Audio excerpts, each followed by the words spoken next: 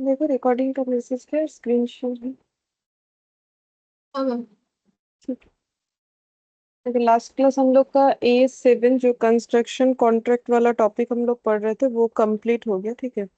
आज revenue based ही accounting standard पढ़ेंगे। मतलब वो भी रेवेन्यू बेस्ड था ना कि हम लोग कॉन्ट्रैक्टर जो है अपना रेवेन्यू को कैसे रिकॉर्ड करे, उसी पे मेन फोकस था हमारा। तो दो रेवेन्यू बेस्ड अकाउंटिंग स्टैंडर्ड है हम लोग का, एक तो A7 जो हम लोगों ने कर लिया और एक AS9। ठीक है। AS9। तो AS9 जो है इसका नाम है रेवेन्यू रिकॉग्निशन, कि हम लोग रेवेन्यू को कैसे रिकॉग्नाइज करें। ठीक है। रेवेन्यू का मतलब सेल और रिकॉग्निशन का मतलब होता है रिकॉर्डिंग, यानी कि रिकॉर्ड करना। ठीक है। अच्छा, अब AS9 के बारे में हम लोग लिखना स्टार्ट करते हैं। पहला point, AS9 is mandatory for all entities. AS9 सभी एंटिटी को फॉलो करना पड़ेगा। मतलब ऐसा होता है ना कि नॉन कंपनी को नहीं करना पड़ता है, कंपनी को करना पड़ता है, ये सब जो बाइफरकेशन होता है यहाँ पर ऐसा कुछ नहीं है। क्योंकि देखो, रेवेन्यू हर कोई जनरेट करेगा तभी ना वो बिजनेस कर रहा है। तो कोई भी ऑर्गेनाइजेशन है उसके लिए रेवेन्यू जनरेट तो एक बहुत ही नॉर्मल बात है। और रेवेन्यू अगर जनरेट हुआ ही नहीं तो फिर ऑर्गेनाइजेशन किस बात का। ठीक है। तो इसीलिए ये सारे एंटिटीज, किसी भी तरीके का एंटिटी हो, चाहे वो सोल प्रोप्राइटर हो, चाहे वो पार्टनरशिप हो, चाहे वो कंपनी हो, कुछ भी हो, मतलब बेसिकली कंपनी नॉन कंपनी जो भी क्यों ना हो, सभी को AS9 फॉलो करना पड़ेगा। फिर नेक्स्ट लिखेंगे, AS9 deals with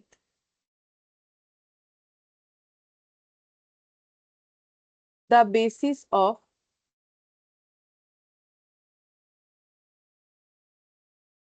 sorry, the basis for recognition of revenue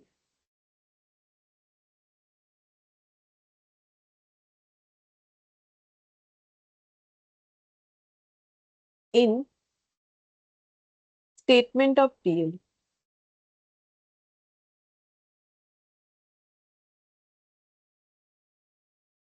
AS9 deals with the basis for recognition of revenue in statement of PL. तो देखो, हम लोग को रेवेन्यू कहाँ रिकॉग्नाइज करना पड़ता है? स्टेटमेंट ऑफ पीएल में। स्टेटमेंट ऑफ पीएल का मतलब, जैसे कंपनी के केस में हम लोग उसे स्टेटमेंट ऑफ पीएल बोलते हैं। जैसे हम लोगों ने कंपनी अकाउंट्स जब किया, जो भी प्रैक्टिकल चैप्टर हमारा था वहां पर हम लोगों ने कंपनी का फाइनल अकाउंट्स भी किया था कि किस तरीके से कंपनी अपना पीएल बनाती है और किस तरीके से अपना बैलेंस शीट बनाती है। तो स्टेटमेंट ऑफ पीएल में हम लोगों ने पढ़ा था कि सेल रेवेन्यू होता है, उसके नीचे अदर इनकम, फिर उसके बाद टोटल इनकम, फिर उसके बाद आ जाता है, मैंने बोला था ऐसे करके याद रखने के लिए, CPCEFD अगर याद आ रहा है, cost of material consume, purchase of raw material, इस तरीके से।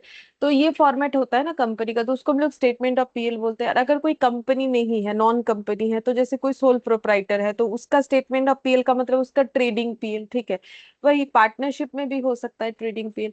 तो पीएल होता है पार्टनरशिप में, पीएल एप्रो होता है।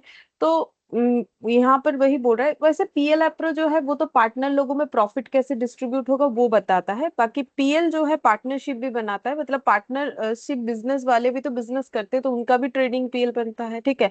लेकिन अगर हम लोग क्वेश्चन के अकॉर्डिंग देखते हैं तो नॉर्मली पार्टनरशिप के क्वेश्चन में हमें वो उतना नहीं दिया जाता है। ट्रेडिंग पीएल बनाओ, पीएल एप्रो से ही हमें ज्यादा क्वेश्चन पूछता था, या फिर कैपिटल अकाउंट बताओ पार्टनर का, या फिर बैलेंस शीट, ये सब। तो जो भी है यहाँ पर जो बात है कि AS9 जो है, जो रेवेन्यू रिकॉग्निशन को लेकर डील करता है, वो रेवेन्यू कहाँ रिकॉग्नाइज होता है? स्टेटमेंट ऑफ पीएल में रिकॉग्नाइज होता है। ये पता है हम लोग को। ठीक है, नॉर्मल बात है। फिर AS9 is considered with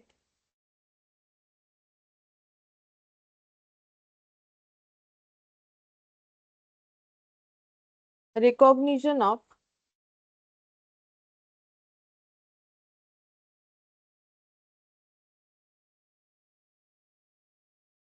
revenue arising in the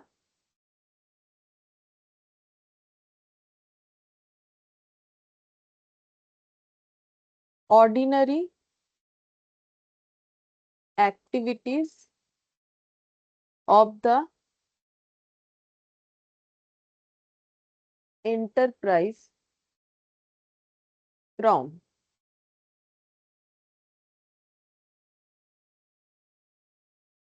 देखो यहाँ पर क्या लिखा है मैंने, AS9 is considered with recognition of revenue arising in the ordinary activity of the enterprise। मतलब ordinary activity से जो arise होगा उसे ही हम लोग revenue बोलते हैं। जैसे कैश फ्लो वगैरह हम लोगों ने पढ़ा था, तो ordinary activity होता है, एक ordinary activity नहीं भी होता है। जैसे कि सिंपल सा बात है, जैसे मेरा जो ordinary activity है वो मेरा टीचिंग प्रोफेशन है, ठीक है। अगर मैंने कहीं पर पैसा FD कर रखा है, वहां से मुझे कोई इंटरेस्ट मिल रहा है, मैंने कोई शेयर पे पैसा लगाया है, मुझे डिविडेंड मिल रहा है, तो वो मेरा ऑर्डिनरी एक्टिविटी का अर्निंग नहीं है, ठीक है। ऑर्डिनरी मतलब जो रेगुलर एक्टिविटी से हमें मिलता है। तो ऑर्डिनरी एक्टिविटी से जो रेवेन्यू जनरेट होता है उसी को रिकॉर्ड करने के लिए AS9 का रूल्स फॉलो करना पड़ता है, ठीक है। तो जैसे अगर किसी का गुड्स का बिजनेस है तो उसका सेल ऑफ गुड्स उसका ऑर्डिनरी एक्टिविटी है। अगर कोई प्रोडक्ट बेचता है, ठीक है।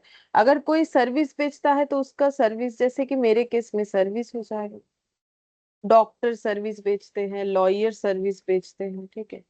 तो रेंडरिंग ऑफ सर्विस। और या फिर ये और एक चीज को भी डील करता है, जैसे कि इंटरेस्ट, रॉयल्टीज और एंड डिविडेंड, इसको भी डील करेगा, ठीक है, इसको भी डील करेगा। तो इंटरेस्ट का रिकॉर्डिंग कैसे करना है, रॉयल्टीज का, डिविडेंड का, इसको भी जो है डील करता है। तो AS9 is considered with recognition of revenue arising in the ordinary activity of the enterprise from. Ordinary activity को नॉर्मली रिकॉर्ड करेगा, जैसे कि गुड्स बेचना या सर्विस, तो दो ही चीज होता है, या तो प्रोडक्ट बेच लो या तो फिर सर्विस बेच लो। इसके अलावा भी लेकिन ये बाकी तीन चीजों को डील कर लेगा। एक है इंटरेस्ट का अर्निंग अगर हो रहा है तो उसे कैसे रिकॉर्ड करना है, रॉयल्टी से कुछ अर्निंग हो रहा है तो उसे कैसे रिकॉर्ड करना है, डिविडेंड से अगर कुछ अर्निंग हो रहा है तो उसे कैसे रिकॉर्ड करना है, ये इसको भी डील करे। Good morning. Good morning ma'am. ठीक है। तो देखो मेनली कितने सारी चीजों को डील करेगा, ये देखो, ये 1 2 3 4 5, मेनली 5 टॉपिक को ये डील कर लेगा, ठीक है। ये 5 के बारे में हमें अलग अलग से पढ़ना है कि ये 5 कैसे करके रिकॉर्ड होगा। लिखा हुआ तो 3 पॉइंट में, बट है देखो 5 आइटम्स। अच्छा, फिर अब हम लोग पढ़ेंगे कि AS9 किन चीजों को डील नहीं करता है। AS9 does not deal with,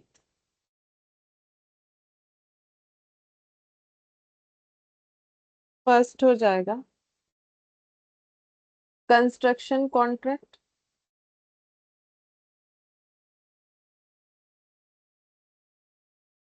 construction contract को डील कैसे करेगा, क्योंकि वो तो हम लोगों ने इसके प्रीवियस वाले चैप्टर में पढ़ा ना। कंस्ट्रक्शन कॉन्ट्रैक्ट के लिए जो है AS7 बना हुआ है, तो फिर AS9 उसको डील नहीं करेगा। अच्छा, और किसको डील नहीं करता है, हायर परचेज और लीज एग्रीमेंट,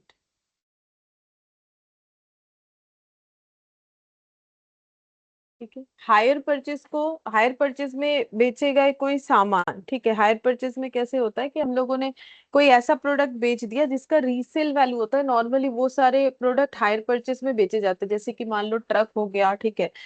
मतलब जिसका रीसेल वैल्यू है। अब लैपटॉप, फ्रिज, AC, ये सब भी हम लोग जो है, हायर परचेज का मतलब होता है बेसिकली इंस्टॉलमेंट में, लेकिन इंस्टॉलमेंट में वो सारे चीज बेचे जाते हैं जिनका जो है रीसेल वैल्यू नहीं होता है, ठीक है। जैसे कि ये लैपटॉप हो गया, ठीक है, टीवी, फ्रिज, AC, ये सब आजकल आजकल तो सारे के सारी चीजें हमें जो है इंस्टॉलमेंट में मिल जाते हैं, मैक्सिमम चीज, वॉशिंग मशीन हो गया, जो भी है।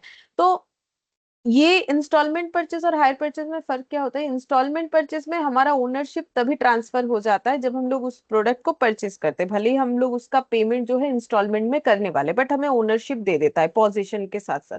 बट हायर परचेज में क्या होता है, सिर्फ पोजीशन देता है, ओनरशिप तब देता है जब हमारा लास्ट इंस्टॉलमेंट क्लियर होगा तब, ठीक है। और इसीलिए हायर परचेज सिस्टम ऐसे बनाया गया है, ओनरशिप नहीं दिया जाता और वो सारे प्रोडक्ट को बेचे जाते हैं जिसका रीसेल वैल्यू, बाई चांस जो परचेजर है वो अगर नहीं दे पा रहा है अपना जो इंस्टॉलमेंट है, तो फिर जो सेलर है वो उसका गुड्स को रीपोजेस कर लेता है, ठीक है, जो बेचा है उस प्रोडक्ट को रीपोजेस कर लेता है, फिर अपने हिसाब से उसका एडजस्टमेंट कर लेता है बायर के साथ, ठीक है। तो जो भी है, तो हायर परचेज या लीज एग्रीमेंट, अगर कोई हायर परचेज में गुड्स बेच रहा है या लीज एग्रीमेंट कुछ कर रहा है, वो भी AS7 के हिसाब से डील नहीं होगा, क्योंकि उसे डील किया जाता है AS19 में, जो कि लीज अकाउंटिंग है, ठीक है। अच्छा, अब और क्या डील नहीं होगा, देखो नेक्स्ट हो जाएगा गवर्नमेंट ग्रांट, ठीक है। अगर हमें कोई ग्रांट मिलता है तो उसको AS12 में डील किया जाता है, इसीलिए यहाँ डील नहीं होगा। तो ये भी तो मेरा रेवेन्यू है ना, मुझे इनकम मिल रहा है ग्रांट से, लेकिन ये भी मेरा डील नहीं होगा क्योंकि AS12 इसे डील करता है। फिर हो जाएगा insurance companies revenue. Insurance company जो होती है, मतलब जो कंपनियां इंश्योरेंस बेचने का काम करती है, ठीक है, उनको भी रेवेन्यू जनरेट होता होगा, ऑब्वियसली होता है ना, नहीं तो वो इंश्योरेंस का काम क्यों करेगी, तो वो जो इंश्योरेंस करवाती है हम लोगों से, तो उनसे उनका इनकम होता है। तो वो अपना इनकम कैसे रिकॉर्ड करे, उसके लिए कैसे होगा, देखो वो अपना इनकम कैसे रिकॉर्ड करे, तो उनके लिए भी AS9 जो है फॉलो नहीं होता है, ठीक है, मतलब AS7 जो है उन सॉरी AS7 बोल रहे, ठीक ही बोल रहे थे, गलती से AS9 और AS7 कर रहे। तो देखो, तो क्या होता है ना, इंश्योरेंस कंपनी का रेवेन्यू कैसे रिकॉर्ड होगा वो भी AS9 नहीं बताता है, क्योंकि उसके लिए एक अलग रेगुलेशंस है जिसको बोलते हैं IRDA, ठीक है। इरडा, इरडा मतलब insurance regulatory and development authority, ठीक है, insurance regulatory and development authority. ये जो है ये एक मतलब एक खुद एक स्टैट्यूटरी बॉडी है, ठीक है। तो ये मतलब इंश्योरेंस कंपनियां कैसे चलती है नहीं चलती है, इसका पूरा जो है रूल्स रेगुलेशंस जो है ये यही फॉलो करते हैं, ठीक है।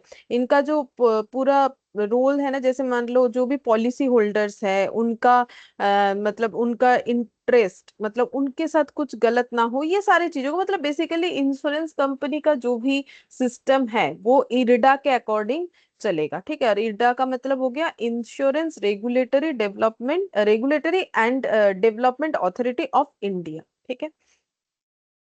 IRDA भी लिख सकते हो अगर उसमें ये, तो इरडा भी लिखा जाता है, मतलब इरडा हो गया रेगुलेटरी बॉडी बेसिकली, ठीक है।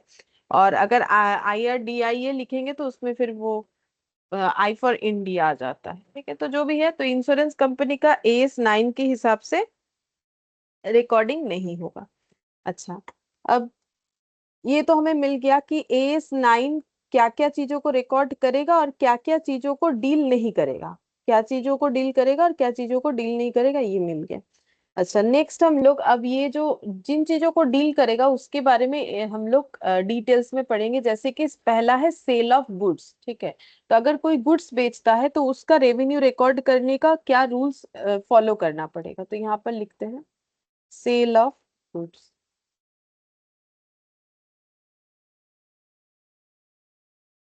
Revenue from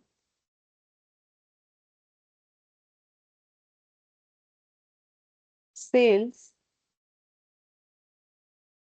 transactions should be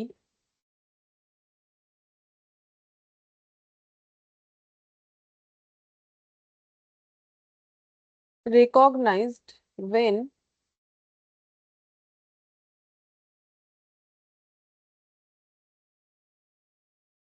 requirement as performance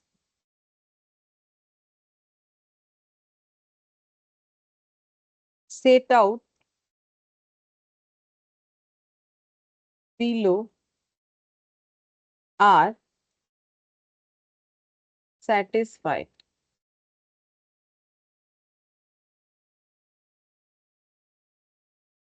Point A, the seller of goods has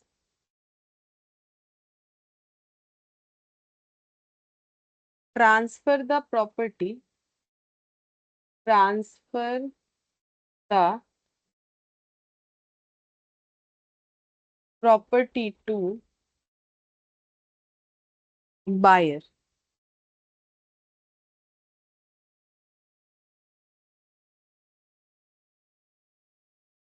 all significant risk and reward, significant risk and reward of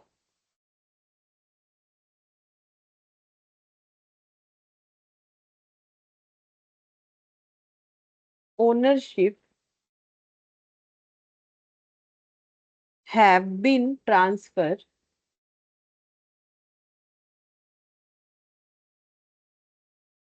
to buyer, that is no effective control of goods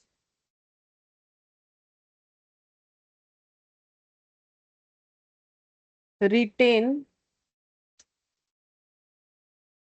with seller। और third number point,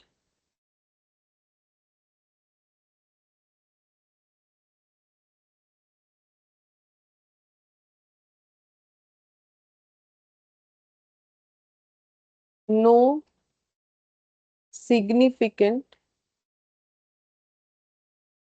uncertainty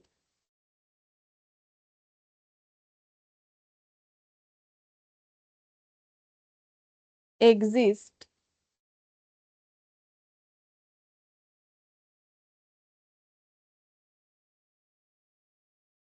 regarding the amount of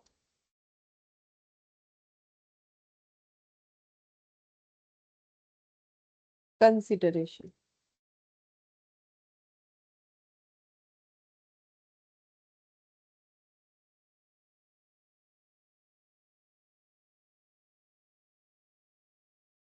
ठीक है, तो पहले ये समझ लेते हैं कि अगर हम लोग गुड्स बेचते हैं तो हम लोग कब अपना रेवेन्यू को रिकॉर्ड कर सकते हैं। Revenue from sale transaction should be recognised when requirement as performance set out below are satisfied. तो ये तीन कंडीशन अगर सेटिस्फाई हुआ तो फिर हम लोग जो है अपने सेल ऑफ गुड्स से जनरेट हुआ रेवेन्यू को रिकॉर्ड कर सकते हैं। ठीक है, सबसे पहला है मेन जो रेड कलर से लिखा है वही है, बोल रहा है कि the seller of the goods has transfer the property to buyer. मतलब सेलर ने बायर को जो प्रॉपर्टी उसने खरीदा है, मतलब जो भी चीज जो भी प्रोडक्ट उसने खरीदा है वो ट्रांसफर कर दिया है। दूसरा है all significant risk and reward of the ownership have been transfer to buyer.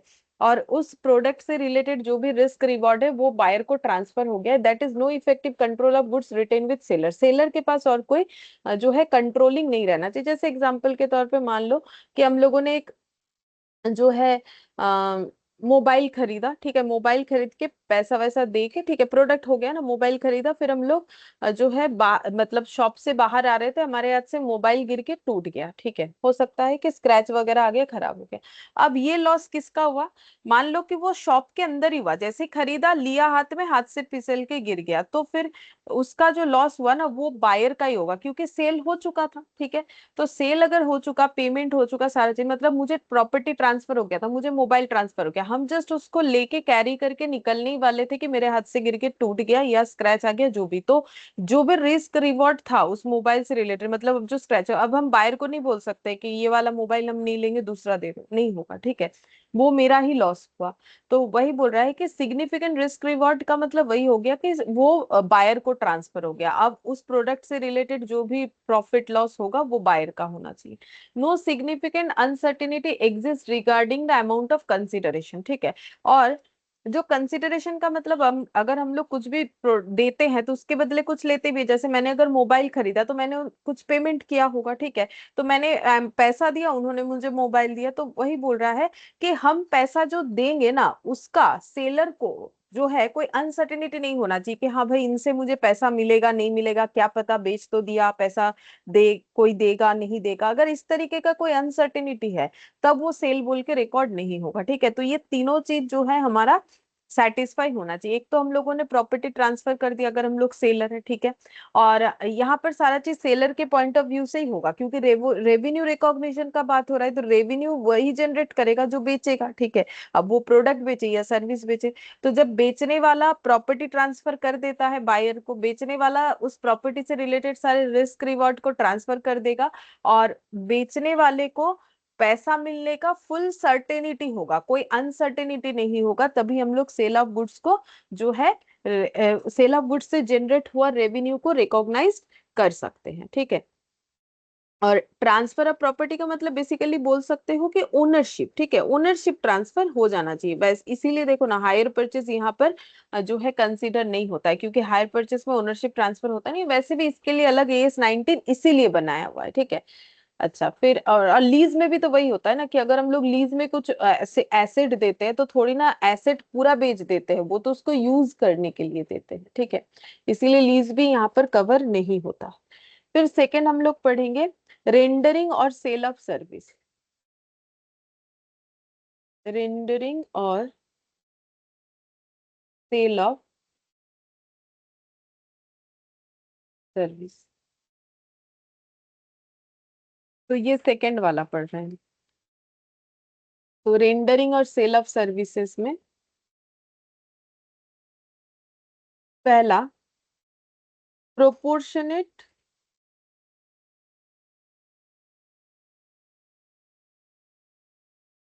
Proportionate completion method.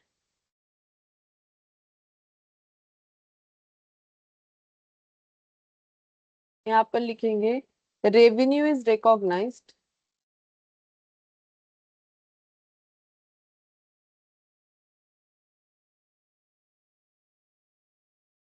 proportionately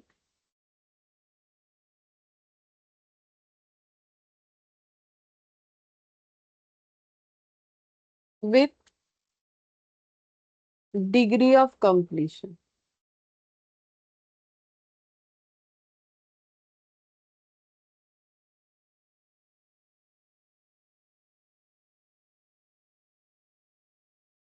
ठीक है, तो सर्विस, अगर कोई सर्विस बेच रहा है, ठीक है, तो उनको कैसे अपना जो है रेवेन्यू को रिकॉग्नाइज करना चाहिए, तो बोल रहा है कि प्रोपोर्शनेट कंप्लीशन मेथड के अकॉर्डिंग करना चाहिए। अब इसका मतलब क्या होता है कि जितना मेरा डिग्री ऑफ कंप्लीशन हुआ है वो मुझे फाइंड आउट करना चाहिए, उतने प्रोपोर्शन से मुझे रेवेन्यू रिकॉर्ड करना चाहिए। जैसे कि एक एग्जांपल, जैसे मान लो मेरा 100%, मेरा रेवेन्यू का वैल्यू है 100, ठीक है, और या फिर मेरा कोई भी काम 100% होता है। ठीक है, पूरा कंप्लीशन का मतलब 100%, अब उसमें मान लो मेरा 80% काम कंप्लीट हुआ है। ठीक है, 80% काम कंप्लीट हुआ है, तो इसका मतलब 20% क्या है, बाकी है। ठीक है, इनकम्प्लीट बोल सकते हैं या फिर अभी भी बाकी है, मतलब रिमेनिंग जो बोलना चाहे बोल सकते हैं, तो 80% कंप्लीट है। ठीक है, तो अगर मेरा काम 80% कंप्लीट है तो मुझे रेवेन्यू भी कितना जनरेट करना चाहिए, रेवेन्यू जनरेट करना चाहिए जितना भी मेरा सेल वैल्यू है टोटल मेरे सर्विस का, into completion, degree of completion. ठीक है, जैसे हम लोग contract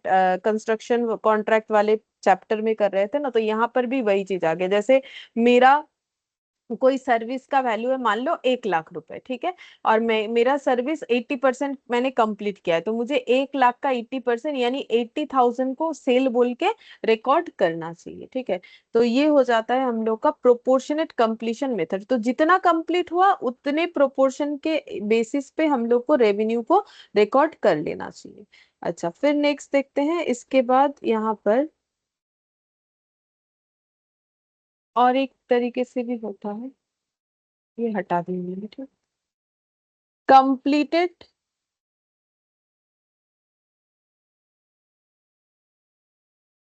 service contract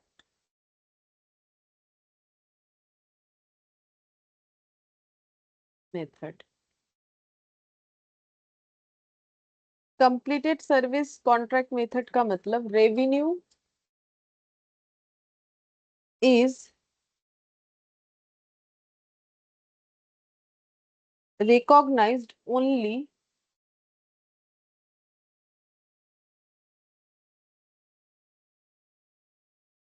only when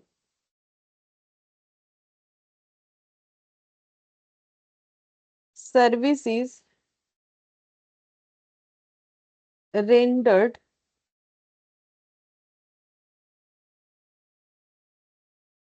completely, ठीक है। कंप्लीटेड सर्विस कॉन्ट्रैक्ट मेथड, अगर हम लोग इस मेथड को फॉलो करते हैं, क्योंकि सर्विस के केस में दो मेथड फॉलो कर सकते हैं, या तो प्रोपोर्शनेट कंप्लीशन मेथड या फिर कंप्लीटेड सर्विस मेथड। मतलब जब मेरा कॉन्ट्रैक्ट जो मैंने लिया है वो जब पूरा कंप्लीट हो जाएगा, revenue is recognised only when service is rendered completely. तो यहाँ पर हमें वो नहीं देखना है कि कितना कंप्लीट हुआ, उसके बेसिस पे रिकॉर्ड कर देंगे। तो जब 100% काम कंप्लीट हो जाएगा तभी हम लोग रेवेन्यू को रिकॉर्ड करेंगे। तो इसको बोलते हैं कंप्लीटेड सर्विस कॉन्ट्रैक्ट मेथड, ठीक है। तो ये दो तरीके से हमारा सर्विस वाला केस होगा। इसके बाद हेडिंग करना है interest.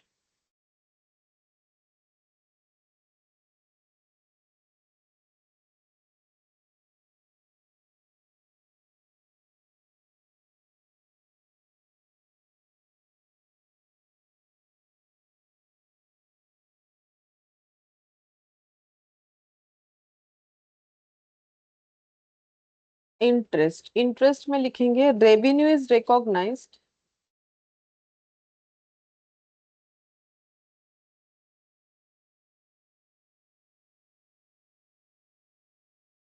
On time proportion basis.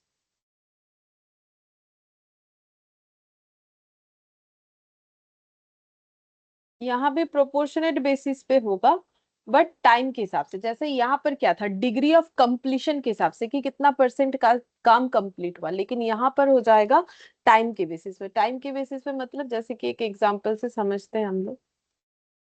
जैसे कोई फाइनेंशियल ईयर है, सपोज 1 अप्रैल 2024 से लेके 31 मार्च 2025 तक, ठीक है। अब सपोज कि 1 सितंबर 2024 में किसी ने कोई इन्वेस्टमेंट खरीदा है, ठीक है, इन्वेस्टमेंट परचेज किया है, investment purchase for ₹10,000 at the rate of 10% per annum interest, ठीक है। मतलब जिसमें इन्वेस्ट किया है वो 10,000 रुपए का इन्वेस्टमेंट है और उस पे इंटरेस्ट मिलेगा 10% पर एनम करके, ठीक है।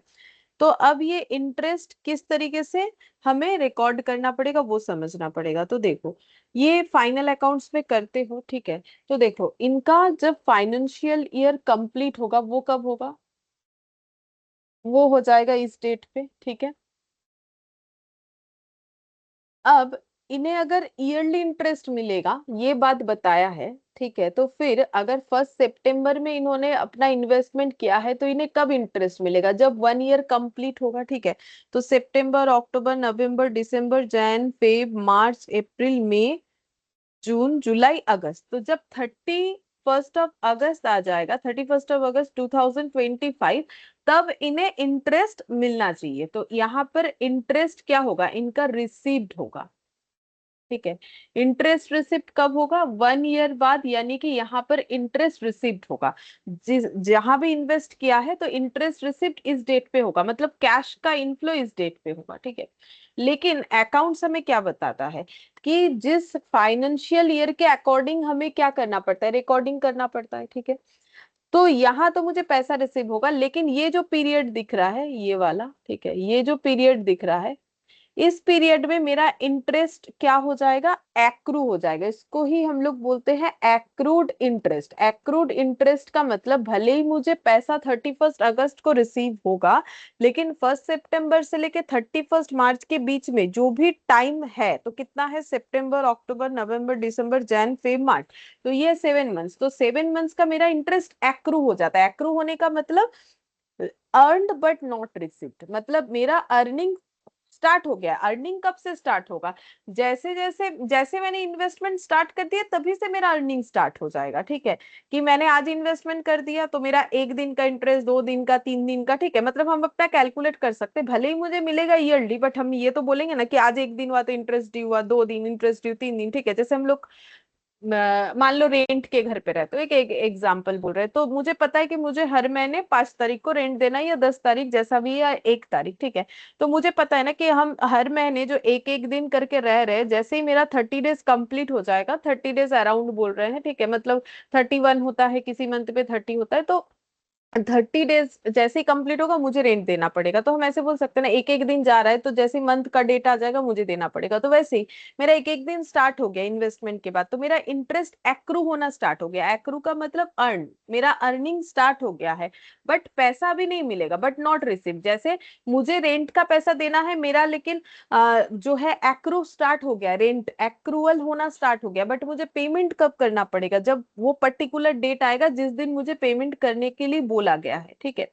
तो वैसे ही मेरा इंटरेस्ट एक्रू हो गया है, मतलब अर्नड हो गया है, बट अभी तक रिसीव नहीं हुआ है।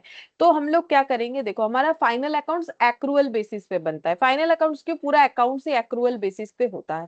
तो अगर मेरा ड्यूरिंग द ईयर में कोई भी इनकम या एक्सपेंस जो भी है अगर एक्रू हो रहा है, तो मुझे उसका रिकॉर्डिंग करना चाहिए। तो ये फाइनेंशियल ईयर में मुझे 7 मंथ्स का इंटरेस्ट एक्रू बोल के दिखाना पड़ेगा। तो इंटरेस्ट हम कितना दिखाएंगे, इन्वेस्टमेंट कितना है 10,000 का, कितना इंटरेस्ट है 10%, लेकिन ये 1 ईयर का है।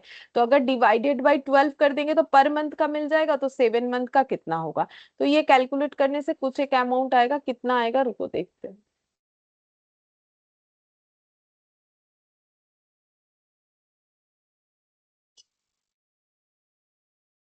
10,000 इंटू 10% इंटू 7 डिवाइडेड बाई 12, तो ये कुछ आ रहा है 583। जितना भी आया 583 लिख देते, ठीक है, 0.33 है, उसको इग्नोर कर रहे हैं। तो ये मेरा हो गया। तो अब जब इस फाइनेंशियल ईयर में इस डेट को हम पीएल बनाएंगे, ठीक है, पीएल बनाएंगे, तो मुझे क्या लिखना पड़ेगा, बाई एक्रूड इंटरेस्ट बोल के मुझे लिखना पड़ेगा 583, ठीक है। मतलब मुझे ये पैसा एक्रू हो चुका है बट मिला नहीं है, ठीक है। मिलेगा कब, 31 अगस्त को मिलेगा, यानी कि नेक्स्ट फाइनेंशियल ईयर में मुझे रिसीव होगा। लेकिन अगर मेरा ड्यूरिंग द ईयर का अर्निंग हो या एक्सपेंसेस हो, अगर होता है एक्रू, तो फिर मुझे वो रिकॉर्ड करना पड़ता है, ठीक है। तो ये हो गया, ठीक है। इसी सेम कंसेप्ट में तो हम लोग आउटस्टैंडिंग सैलरी वगैरह भी लिखते हैं कि मैंने काम करवा लिया, मैंने पैसा नहीं दिया, लोगों का पैसा बाकी रखा है, ठीक है। अगर वो मेरे ड्यूरिंग द ईयर का है, तो मुझे जो पैसा मैंने नहीं दिया बट मेरा वो खर्चा इस फाइनेंशियल ईयर को रिलेट करता है, तो मुझे उस फाइनेंशियल ईयर में रिकॉर्ड करना पड़ता है। तभी तो हम लोग फाइनल अकाउंट्स में आउटस्टैंडिंग दिखाते हैं। प्रीपेड अगर कर रखा है जो कि इस फाइनेंशियल ईयर से रिलेटेड नहीं है, तो उसे लेस करते हैं, ठीक है। तो इस तरीके का जो भी करते हैं, तो यहाँ पर एक्रूड इंटरेस्ट का बात आ गया कि अगर मेरा इंटरेस्ट एक्रू हो गया है उस जिस फाइनेंशियल ईयर में, तो उस फाइनेंशियल ईयर में जितना एक्रू हुआ है उतना रिकॉर्ड करके दिखाना पड़ेगा। अच्छा, अब नेक्स्ट इंटरेस्ट के बाद हम लोग ये रॉयल्टी लिखेंगे, ठीक है। ये देखो इंटरेस्ट के बाद हम लोग रॉयल्टी फिर डिविडेंड पढ़ेंगे, तो 4th नंबर पॉइंट में रॉयल्टी।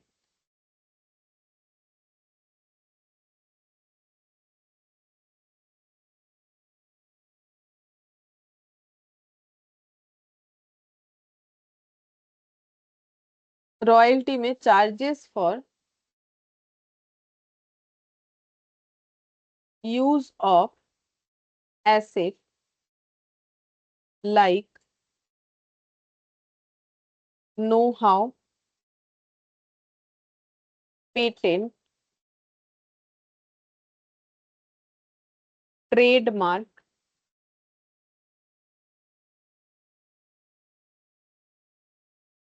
कॉपीराइट,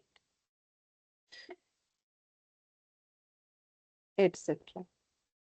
तो देखो किसी के घर पे रहोगे, ठीक है, जो लोग बाहर रहते हो पीजी वगैरह जो, तो रेंट देना पड़ता है, ठीक है। सेम उसी तरीके से अगर हम लोग किसी का नो हाउ यूज करते हैं, मतलब किसी ने कोई अपना फॉर्मूला बनाया, ठीक है, नो हाउ बनाया, किसी का नो हाउ यूज करते हैं, किसी का पेटेंट, ट्रेडमार्क या कॉपीराइट्स, ये सारी चीजों को यूज करते हैं, तो उसमें भी हमें भाड़ा देना पड़ता है, ठीक है। किसी का कुछ यूज करेंगे चाहे वो कैसा, ये बेसिकली ये सबको इंटेलेक्चुअल प्रॉपर्टी बोलते हैं। तो ये देखो ये सब जो ये भी एसेट है दूसरे का, तो ये सब एसेट जो कि मेरा बोल सकते हैं इंटेंजिबल है, ठीक है। तो इस तरीके के एसेट को यूज करने से जो हम लोग पेमेंट करते हैं उसे बोला जाता है रॉयल्टी, ठीक है।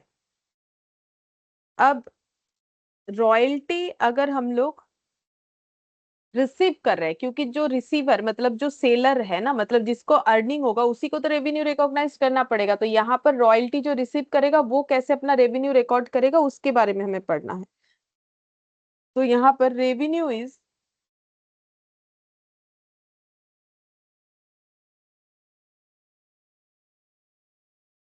रिकॉग्नाइज्ड ऑन एक्रूअल बेसिस, ये भी वही होगा, ठीक है, इंटरेस्ट के तरह। रेवेन्यू एक्रूअल बेसिस में रिकॉर्ड होगा इन अकॉर्डेंस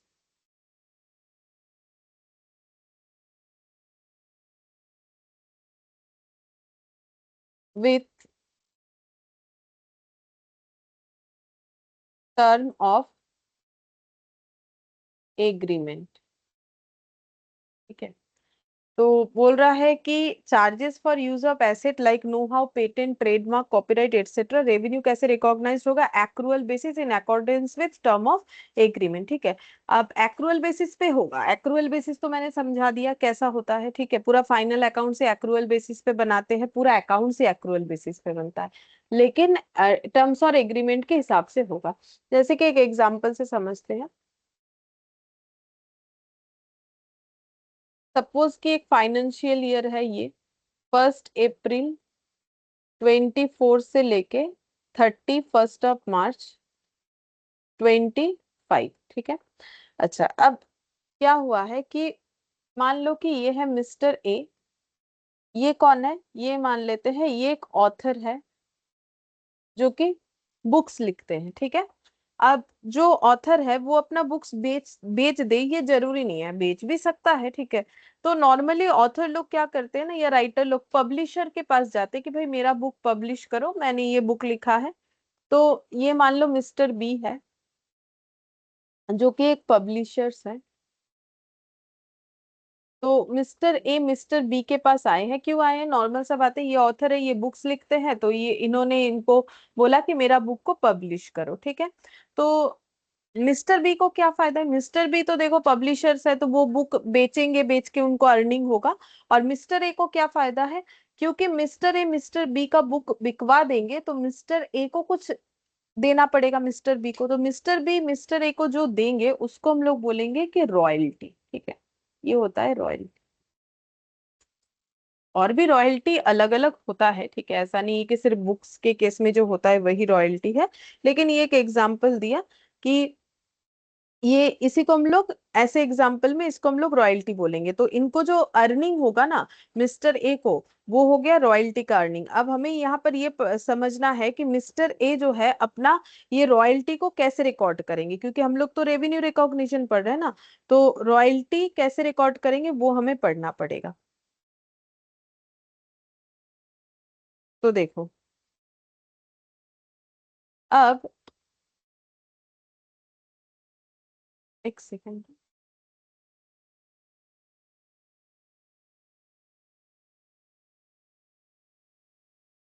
अब मिस्टर बी और मिस्टर ए में जो एग्रीमेंट हुआ वो ये हुआ होगा, मान लो कि भाई हम बुक बेच देंगे, हम ये पैसा दे देंगे। अब एग्रीमेंट कैसा हो सकता है? अलग अलग हो सकता है, जैसे पर बुक के हिसाब से रॉयल्टी मिल सकता है कि मिस्टर बी ने बोला कि हम एक एक बुक बेचने के ऊपर जो है 100 रुपीज का रॉयल्टी दे देंगे, जो जितना नंबर ऑफ बुक्स बिकेगा इंटू 100। या फिर ऐसा हो सकता है कि हम लमसम इतना रॉयल्टी दे देंगे, कितना बुक बिका नहीं बिका वो आपको पता करने का जरूरत नहीं, आपको हम टोटल इतना रॉयल्टी दे देंगे। ठीक है, आप मुझे इतने ये बुक्स का जो है आप मुझे और मतलब पब्लिश करने का परमिशन दे दीजिए। ठीक है, ऐसा हो सकता है। या फिर ऐसा हो सकता है कि जो है कमीशन बेसिस पे भी हो सकता है कि परसेंटेज की, मेरा अगर 1 लाख रुपए का सेल हो गया तो 10% देंगे, 1 लाख से ऊपर हुआ तो 15% दे देंगे। ठीक है, सेल वैल्यू का अलग अलग एग्रीमेंट टर्म्स एंड कंडीशन हो सकता है।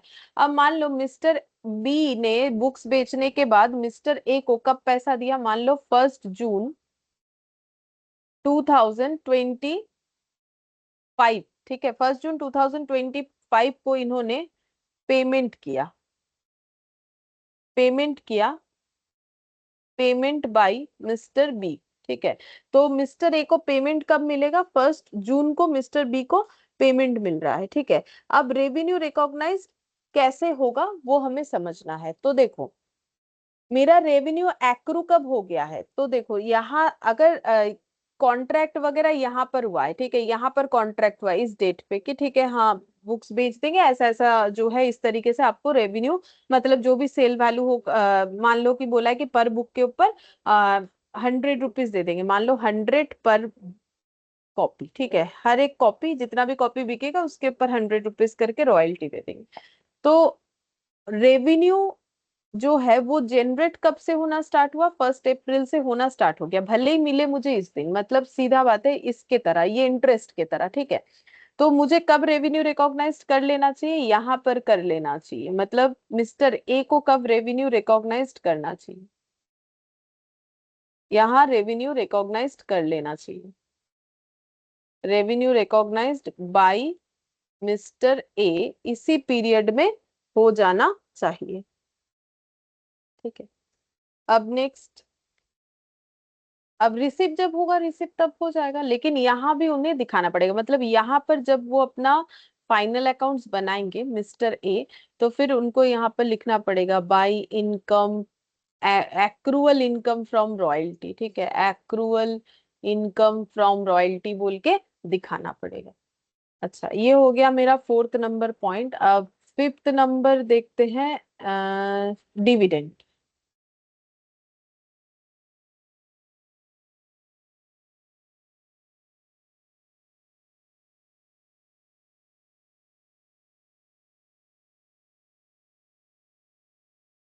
डिविडेंड में लिखेंगे revert from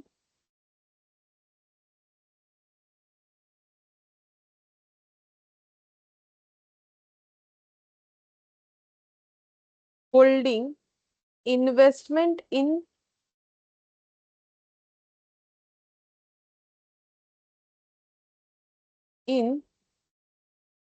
share, revenue is recognized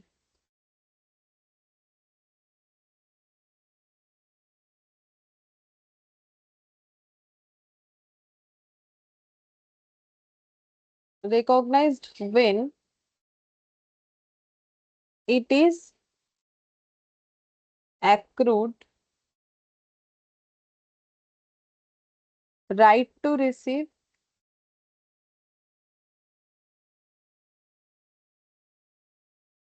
is, right to receive is established,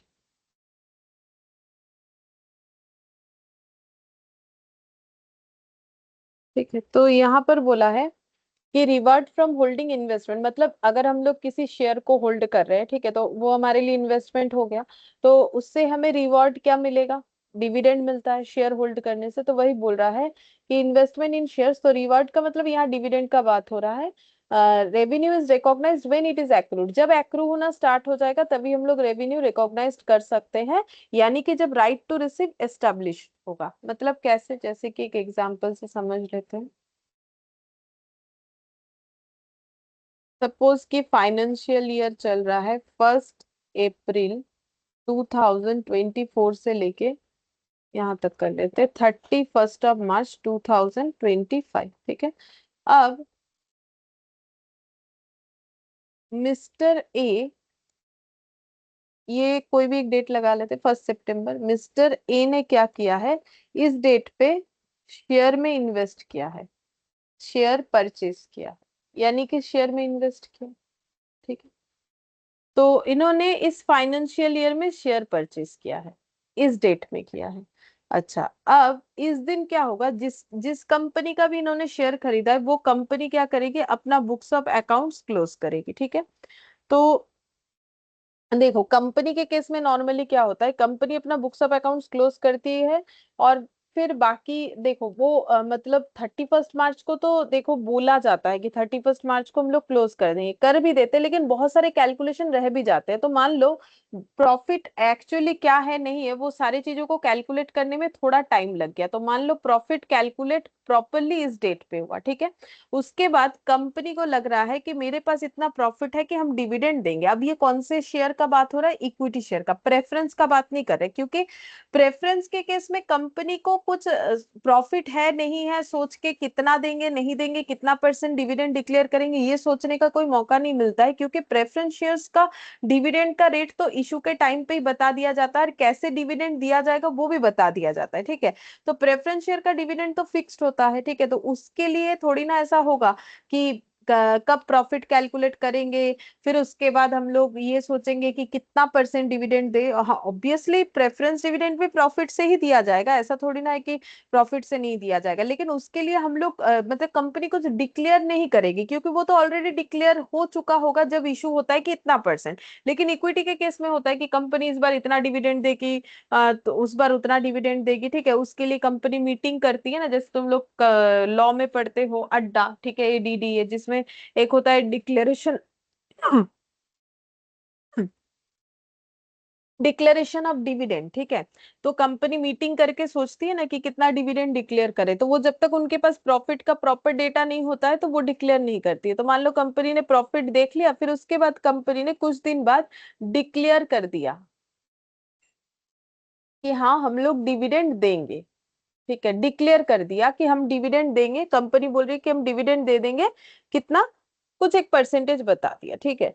तो अब बात ये है कि ये जो डेट है जिस दिन डिविडेंड डिक्लेयर हुआ उस दिन जनरेट होता है राइट टू रिसीव।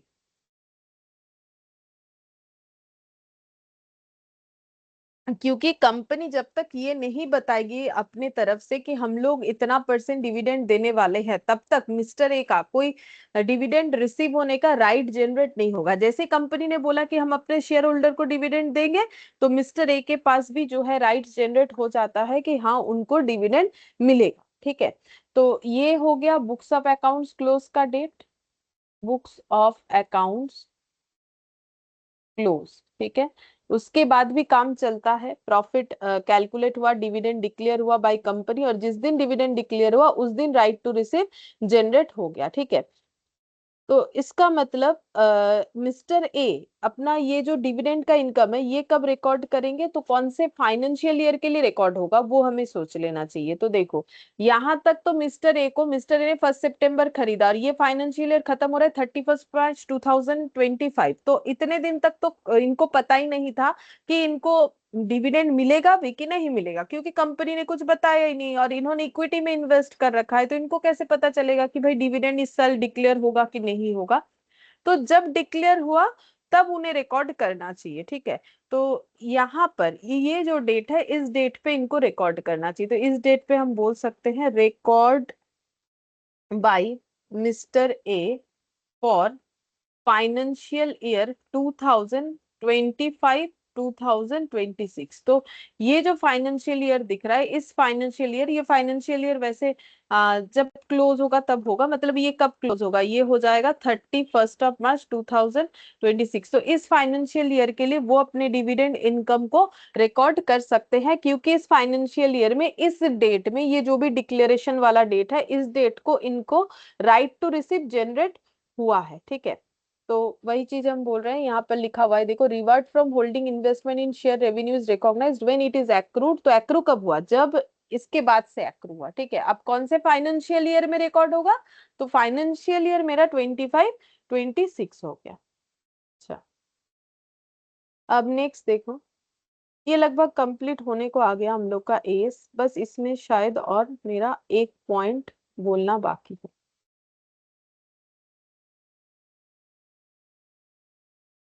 अच्छा, इसके बाद हम लोग लिखेंगे कि कब रेवेन्यू हमें रिकॉग्नाइज नहीं करना चाहिए, ठीक है, वो पढ़ेंगे।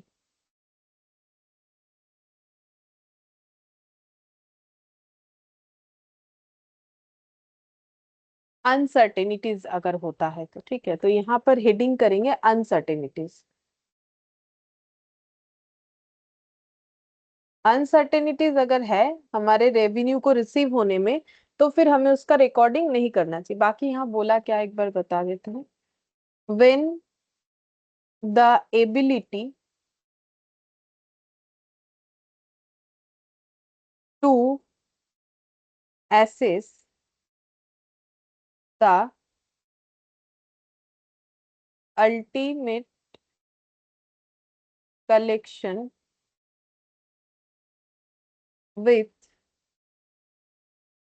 reasonable certainty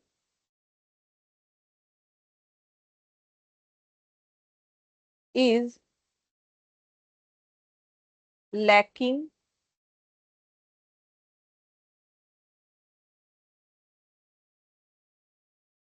at the time of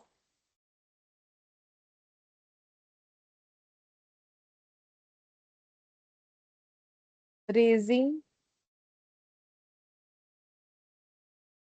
any claims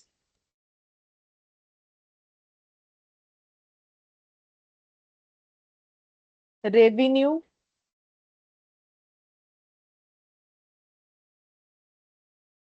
recognition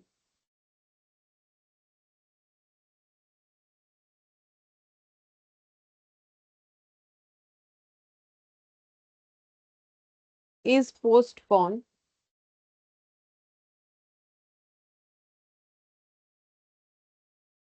to the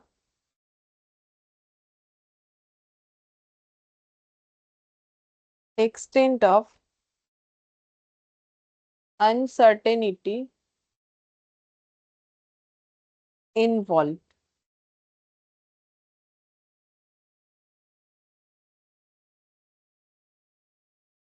देखो क्या लिखा है मैंने,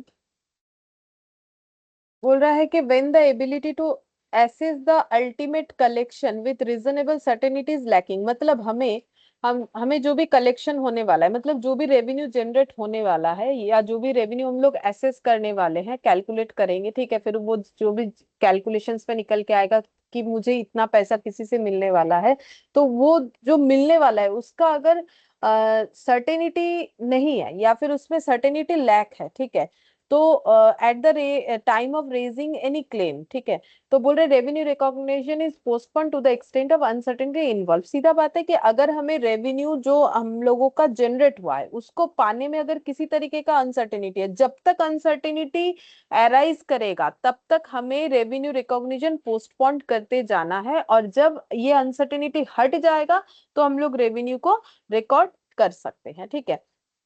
जैसे कोई केस वगैरह चल रहा है, मतलब कोई मान लो कि किसी के साथ कोई प्रॉब्लम चल रहा है, कोर्ट केस चल रहा है, ठीक है, मान लो कोई कंपनी के किसी प्रोडक्ट के ऊपर किसी ने कोई क्लेम कर दिया कि भाई ये प्रोडक्ट जैसे बोल रहा है वैसा नहीं है, ये लोग झूठ बोल रहे हैं, गलत बोल रहे हैं, इस तरीके का कुछ बोल दिया, ठीक है, और कंपनी का कहना है नहीं, ये हमारा प्रोडक्ट ऐसा नहीं है, ये फालतू में एलिगेशन लगा रहे हैं, फिर कंपनी ने भी उस पे केस कर दिया, और मान लो कंपनी को ऐसा लग रहा है कि वो केस जीत जाएगी, ठीक है, क्योंकि उनका प्रोडक्ट सही है, गलत नहीं है, उसको लग रहा है वो केस जीत जाएगी, और जिन्होंने ये ऐसा बात बोला है उनके ऊपर वो जो है मतलब मानहानि का दावा करेगी कि कंपेंसेशन मांगेगी कि आपके लिए हमारा मार्केट खराब हुआ तो ये कंपेंसेशन देना चाहिए, तो ये कंपनी को लग रहा है कि हम लोग जीत जाएंगे, ठीक है। तो अगर जीतने का अनसर्टिनिटी है, अगर लग रहा है कि जीतेंगे कि नहीं जीतेंगे नहीं पता, मतलब अनसर्टिनिटी है, तो जो कंपेंसेशन मिलेगा उसे उनको रिकॉर्ड नहीं करना चाहिए, और अगर सर्टेनिटी है तो रिकॉर्ड कर लेना चाहिए, ठीक है। तो अनसर्टेनिटी का मतलब यही है और कुछ नहीं, मतलब सिंपल बात कि अगर अनसर्टेनिटी है जब तक है तब तक रिकॉर्ड नहीं करेंगे, और जब अनसर्टेनिटी हट जाएगा तो फिर हम लोग उसको रिकॉर्ड कर सकते हैं, अदरवाइज वो पोस्टपोन्ड होते जाएगा जब तक अनसर्टेनिटी अराइज होते रहेगा, ठीक है। बस इतना सा, ये छोटा सा ये है, और यहाँ पर हमें कुछ वैसे पढ़ना नहीं है, अब हम लोग क्वेश्चन कर सकते हैं।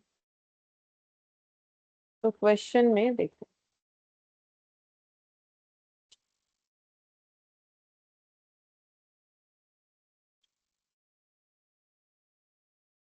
एग्जाम्पल्स बाद में करेंगे, ठीक है, टाइम होगा तो पहले इलास्ट्रेशन करेंगे। इलास्ट्रेशन वन, तो इलास्ट्रेशन वन में क्या बोला है, बोल रहा है कि जिगैटो रन से फूड डिलीवरी बिजनेस, तो ये लोग फूड डिलीवरी करते हैं, मतलब वही जोमेटो जैसा, ठीक है, वो नाम थोड़ा इधर उधर किया, as per the agreement Zogato allows customer to order food from the local restaurant and is responsible the delivery of the food within stipulated time। मतलब जो नॉर्मल होता है, तुम लोग देखते हो कि अगर हम लोग जोमेटो में कुछ ऑर्डर करते हैं, ठीक है, तो वो तो बस डिलीवरी का काम करता है जोमेटो।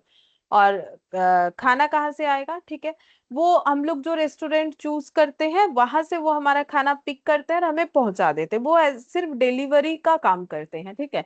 तो यहाँ पर भी वही बोला है, टाइम के अंदर पहुंचा देंगे। During a particular year it collects the money on order made online as under. तो इन्होंने ऑनलाइन में जितने भी ऑर्डर हुए थे उससे जो भी कलेक्शन किया है उसका डिटेल्स हमें दिया हुआ है, मतलब जिगैटो का बात कर रहा है, ठीक है। तो इन्होंने क्या क्या कलेक्शन किया है, बोल रहा है कि total price for the food item, 200 lakh का फूड आइटम का ऑर्डर आया था। डिलीवरी चार्जेस उन्होंने 60 लाख लिया और जीएसटी लगा 40 लाख। मतलब जीएसटी लगता है, अगर हम ऑनलाइन में फूड ऑर्डर करोगे तो डिलीवरी चार्जेस तो वो लोग लेते ही है, कभी कभी फ्री भी हो जाता है, लेकिन जो टैक्स कलेक्शन है जीएसटी वो तो रहता ही है। तो टोटल 300 लाख। फिर बोल रहे Zigato has received 300 lakh for the above orders, यहाँ पर जो दिख रहा है, from customers and order were deliver to the customer in stipulated time. तो इनको इन्होंने स्टिपुलेटेड टाइम में ऑर्डर जो है डिलीवर भी किया, इन्हें 300 लाख रिसीव भी हुआ। लेकिन 300 लाख का बाइफर्केशन देखो, total price for the food item मतलब खाना 200 लाख का था, ठीक है, डिलीवरी चार्जेस 60 लाख का था, जीएसटी 40 लाख का था। अब how much revenue should be recognised by the restaurants and how much revenue should be recognised by the Zigato for the year. तो रेस्टोरेंट वाला अपना कितना रेवेन्यू रिकॉर्ड करे और जिगैटो वाला अपना कितना रेवेन्यू रिकॉर्ड करे, ठीक है। यहाँ पर रेवेन्यू रिकॉर्ड होगा कि नहीं होगा ये सब हमें पूछा नहीं है, रेवेन्यू रिकॉर्ड होगा, हमें सिर्फ क्वांटिटी अमाउंट बताना है। तो बोलो रेस्टोरेंट वाला अपना कितना रेवेन्यू रिकॉर्ड करेगा, 200 लाख, 60 लाख, 40 लाख, 300 लाख, ये बताना है। और जो हमारा जो डिलीवरी कंपनी है यानी जिगैटो, वो कितना अपना रेवेन्यू रिकॉर्ड करेगा वो बताओ। मतलब इसमें से रेस्टोरेंट वाले का अर्निंग कितना है और जो डिलीवरी वाला है यानी कि क्या जिगैटो ना क्या नाम दे रखा है उसका क्या होगा अर्निंग, कितना अर्निंग होगा, बोलो।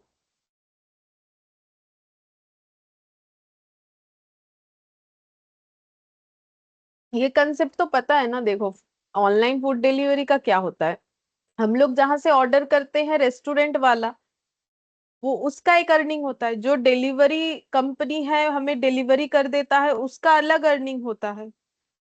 तो ये पूछा है कि ये जो तीन डेटा दिया हुआ है 200, 60 और 40, इसमें से रेस्टोरेंट वाले का अर्निंग कितना है और जो डिलीवरी वाला है उसका अर्निंग कितना है, बोलो। बोलो, ये कुछ मुश्किल थोड़ी ना है, डिलीवरी वाला क्या लेगा, कौन सा अर्निंग लेगा।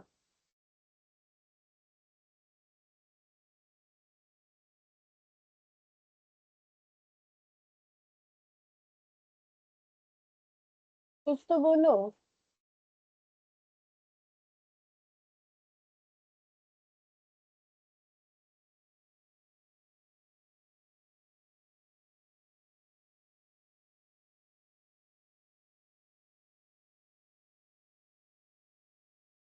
बोलो 200 लाख किसको बिलोंग करेगा,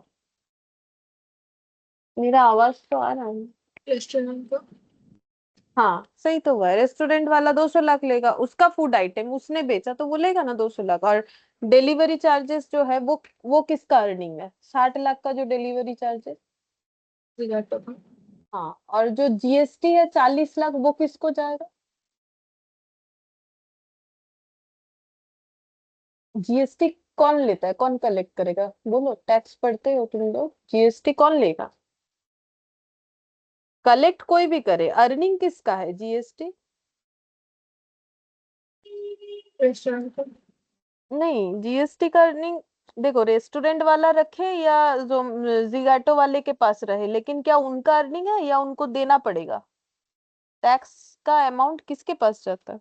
गवर्नमेंट के पास। हाँ वही वही। तो वो हमारा जो है सरकार के पास चला जाएगा 40 लाख, ठीक है। अब वो कोई भी कलेक्ट करके रखे, ठीक है, अब चाहे वो रेस्टोरेंट वाला रख रहा है कि जो भी रखे, जो भी हम लोग एज ए कस्टमर पे करते हैं वो तो चला जाएगा सरकार के पास ना, वो इन दोनों में से किसी के पास भी नहीं रहने वाला। बस यही पूछा था, तो देखो वही आंसर दिया, बस लिखने का अलग है। यहाँ पर देखो मतलब लिखने का तरीका अलग नहीं, ऐसे लिखना पड़ेगा हमें, ठीक है। हम लोग सिर्फ ये लिख के आ जाएंगे ये इतना पैसा, इसको वैसा नहीं होता है, तो हमारा केस स्टडी क्वेश्चन जैसे होता है वैसे लिखना पड़ेगा। तो सबसे पहले यहाँ पर कौन से एज के हिसाब से हम लोग ये आंसर दे रहे हैं वो बताना होता है। तो देखो कैसे लिखा है, यहाँ से जो लिखा है हम बता देते हैं। The risk and reward associated with the food item are not with Zagato। देखो अब ये जो फूड आइटम का अमाउंट है ना, वो जिगैटो वाले को क्यों नहीं जाएगा, क्योंकि ये जो 200 लाख का जो अर्निंग है वो रेस्टोरेंट वाले को इसीलिए जाएगा क्योंकि उसने वो फूड आइटम बेचा है। मतलब ये 200 लाख का जो प्रोडक्ट मतलब फूड आइटम हो गया ना, तो ये सेलिंग जिसका है रेवेन्यू वही रिकॉर्ड करेगा। तो उसका रिस्क रिवॉर्ड भी किसका है, मतलब खाना अच्छा बना बुरा बना उसके लिए अगर कोई कमेंट करना चाहे, कोई रेटिंग वगैरह देना चाहे, तो थोड़ी ना जिगैटो वाले को देगा। वो जिगैटो वाले को अगर देना है तो उसके डिलीवरी के ऊपर दे सकते हैं कि भाई जितने टाइम में बोला उतने टाइम में नहीं आया या कुछ और वगैरह जो भी इश्यूज होगा। लेकिन खाने को लेके अगर कोई इश्यूज होगा तो वो तो मतलब जो रेस्टोरेंट है उसके ऊपर जाएगा, ठीक है। तो बोल रहे the risk and reward associated with food item are not with Zogato. When a customer has ordered a food item, whether the item will be prepared or not is the responsibility of the restaurant and not Zogato। जैसे कभी कभी restaurant खुद cancel कर देता है कि हम ये नहीं पहुंचा सकते या फिर ये आइटम हम नहीं दे सकते, तो उसमें Zogato वाले का कोई गलती नहीं है, क्योंकि देखो वो सिर्फ डिलीवरी करने का काम करेगा, इसके अलावा कुछ नहीं करेगा। Similarly, the responsibility to the deliver the food item is with Zogato and the restaurant does not undertake responsibility for the same, ठीक है। तो जो डिलीवरी का पूरा कंसेप्ट है वो रिलेटेड जिगैटो को है, जो फूड का कंसेप्ट है वो रिलेटेड जो है रेस्टोरेंट है। तो फूड से related risk reward associated with जो है रेस्टोरेंट, एंड डिलीवरी से रिलेटेड जो भी मतलब डिलीवरी तो सर्विस हो गया, तो सर्विस से रिलेटेड जो भी अच्छा बुरा बात है वो जिगैटो को बिलोंग करेगा। फिर बोल रहा है therefore the restaurant undertake the principals responsibility to prepare the food and ensure its quality. तो रेस्टोरेंट का काम क्या है कि भाई ठीक ठाक खाना बनाए, समय पे बना दे, अच्छा मतलब क्वालिटी वाला बनाए। जिगैटो का दूसरे तरफ जिगैटो का रिस्पॉन्सिबिलिटी क्या है, डिलीवर द फूड, सिर्फ खाना को टाइम में पहुंचा देना। Thus Zigato is acting as an agent, तो हम लोग बोल सकते हैं ये एजेंट का काम कर रहा है। Hence it can only recognise revenue relating to that activity. तो फिर सबको अपने अपने एक्टिविटी के अकॉर्डिंग ही तो रेवेन्यू रिकॉर्ड करने को मिलेगा। अगर जिगैटो खाना बना के नहीं देता है तो वो फिर फूड आइटम का जो अमाउंट है वो थोड़ी ना वो रख सकता है, which it does not the ordinary which it does in the ordinary course of business। तो जिगैटो वाले का ऑर्डिनरी कोर्स ऑफ बिजनेस क्या है, डिलीवरी करना। The revenue for Zigato therefore is 60 lakh, जो कि बताया तुम लोगों ने, ठीक है, कि 60 लाख इनका होना चाहिए। और revenue where is the revenue for the restaurant 200 lakh, तो रेस्टोरेंट का 200 लाख हो जाएगा और 40 लाख चला जाएगा सरकार को। तो ये देखो it may be noted that GST of 40 lakh is liability payable to the government, third party हो गया यहाँ पर, hence it does not form part of the revenue, ठीक है। तो ये लाइबिलिटी है, ठीक है। मतलब अगर, क्योंकि क्वेश्चन मुझे ये नहीं पूछा ना कि गवर्नमेंट को कितना मिलेगा, क्वेश्चन में मुझे पूछा कि रेस्टोरेंट वाला और जिगाटो वाला क्या रेवेन्यू रिकॉग्नाइज करेगा, तो उन दोनों के लिए ही ये रेवेन्यू नहीं है, ये चीज बोला है। Hence it does not form part of revenue. तो ये एज अ रेवेन्यू ना तो जिगाटो ना तो उस रेस्टोरेंट को बिलोंग करेगा। ये इन दोनों के लिए ही एक लाइबिलिटी हो गया जो इन्हें गवर्नमेंट को बाद में सबमिट करना है, जमा कर देना है, ठीक है। जीएसटी इनडायरेक्ट टैक्स है, जमा कर देना है।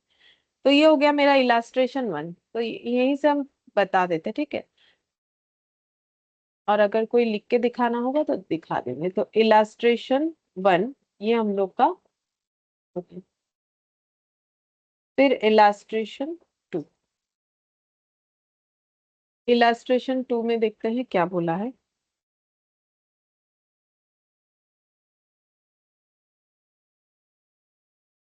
देखो बोल रहा है कि A B sales goods to CD on 1st March 2001. CD is having significant cash flow issues since last few months. However, it is trying to raise funding through bank loan to be able to run its operations in future। तो देखो AB ने goods बेचा है किसको, CD को। कब बेचा है, 1 मार्च 2001। तो ये हम थोड़ा ड्रॉ करके दिखा देंगे, ये सारे क्वेश्चंस को ड्रॉ करने से हम लोग को पता चल जाएगा, बाकी वहां से हम पढ़ के बता देंगे, ठीक है। तो 1 मार्च 2001 में बेचा है, मतलब मेरा जो फाइनेंशियल ईयर है वो हम ऐसे लिख सकते हैं 1 अप्रैल 2001 से लेके 31 मार्च 2001 तक होगा। सॉरी 2 तक होगा, ये 2000 होगा, सॉरी ये 2000 होगा, ठीक है 2000 और 2001। तो 1 मार्च 2001 को, 1 मार्च मतलब यहाँ पर ले लेते हैं, 1 मार्च 2001 को क्या हुआ है, बोल रहा है कि A B sale goods to C D. तो ए बी ने सेल किया है सीडी को, ठीक है, एबी ने सीडी को गुड्स बेचा है। क्या बेचा है, क्योंकि क्या बेचते हैं उसके ऊपर रेवेन्यू रिकॉग्निशन डिपेंड करता है कि सर्विस है कि प्रोडक्ट है। तो यहाँ पर गुड्स है मतलब प्रोडक्ट है।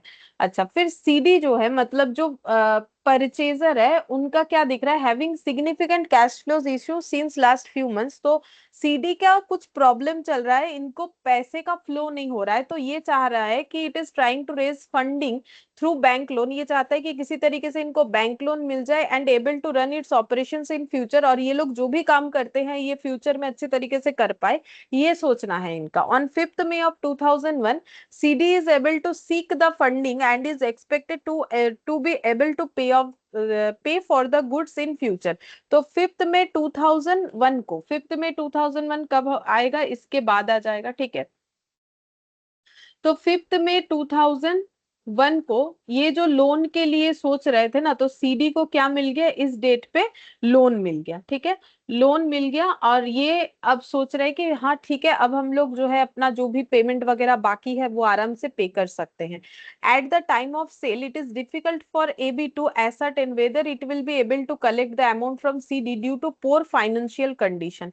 तो बोल रहा है कि जब सेल किया था ना एबी ने, मतलब ये वाले डेट पे, ठीक है, ये वाले डेट पे जब एबी ने सेल किया था, तो एबी का क्या था, बोल रहा है कि एबी, देखो क्या था, बोल रहा है कि it is difficult for AB to ascertain। तो ये फाइंड आउट नहीं कर पा रहे थे कि इनको सीडी से पैसा मिलेगा कि नहीं मिलेगा, क्योंकि उनका फाइनेंशियल कंडीशन अच्छा नहीं चल रहा था, मतलब कलेक्शन में अनसर्टेनिटी था, ठीक है। तो यहाँ पर लिख सकते हैं एबी, एबी का क्या है, अनसर्टेनिटी, ऐसे लिख देते हैं, अनसर्टेनिटी अबाउट द कलेक्शन, ठीक है। तो जब सेल हुआ तभी से इनको लग रहा था कि क्या पता मुझे मेरा पैसा मिलेगा नहीं मिलेगा, बेच तो दिया। Explain how the recognition of revenue be done by A.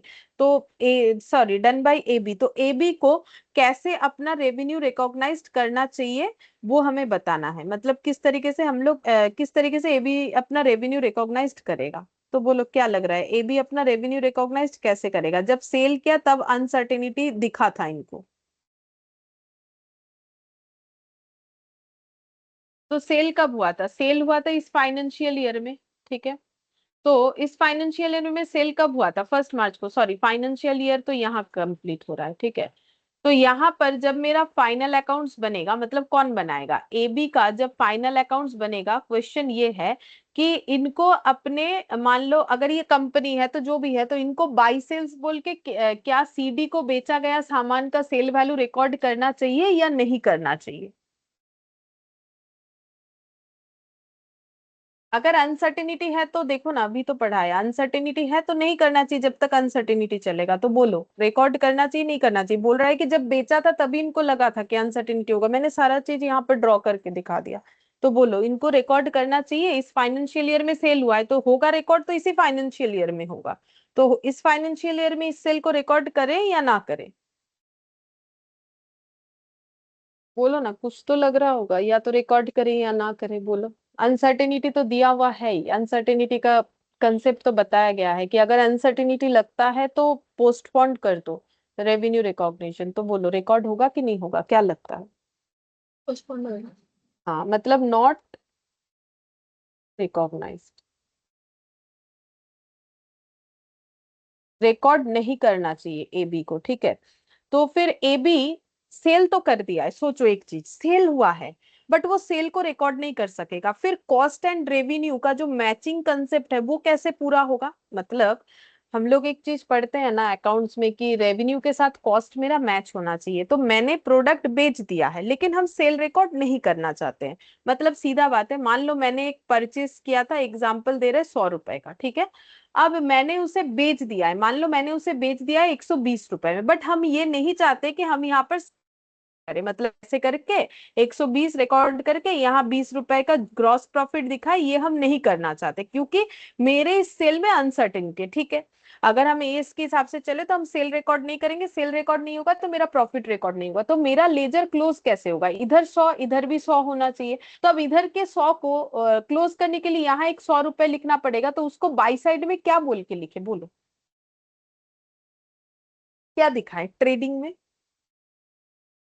Closing stock. Closing stock. लेकिन सही है, ये क्लोजिंग स्टॉक मेरे पास तो है नहीं, है किसके पास? मेरे कस्टमर के पास, जो कि यहाँ पर सीडी है, तो उसको क्या लिखना चाहिए? By closing stock line with customer. ठीक है, तो इसके ऊपर एक कंसेप्ट हम लोग पढ़ते हैं, अगर याद है हम फाइनल अकाउंट्स में भी बताते हैं, और जो है कि फाउंडेशन में, सीए फाउंडेशन में था, अभी हटा दिया गया है, बीकॉम में भी होता है, अगर मतलब डिपेंड करता है कि क्या टॉपिक रहता है, अभी कॉलेज में मुझे उतना याद नहीं है, लेकिन पहले रहता था। ठीक है, तो इसको हम लोग बोलते हैं sale of goods on return और अप्रूवल बेसिस। ठीक है, तो इस केस में ये इनको sale of goods on return और अप्रूवल बेसिस के हिसाब से रिकॉर्ड कर सकते हैं।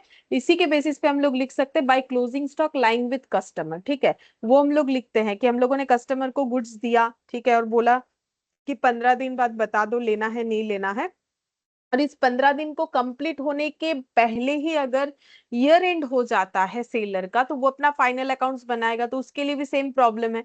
वो क्या करेगा? वो अपना जो गुड्स बेचा है, अब देखो मान लो यही सेम केस हुआ कि 31 मार्च आ गया, बेचा 1 मार्च को, और उसको बोला है कि 5 मई को बता दो, तब वो क्या करेगा? सेल को कैसे रिकॉर्ड करेगा? अगर सेल रिकॉर्ड कर दिया 5 मई को, वो रिटर्न कर दिया कि भाई मुझे गुड्स नहीं लेना है, तो अगर हम सेल रिकॉर्ड करेंगे जीपी मेरा गलत दिखेगा।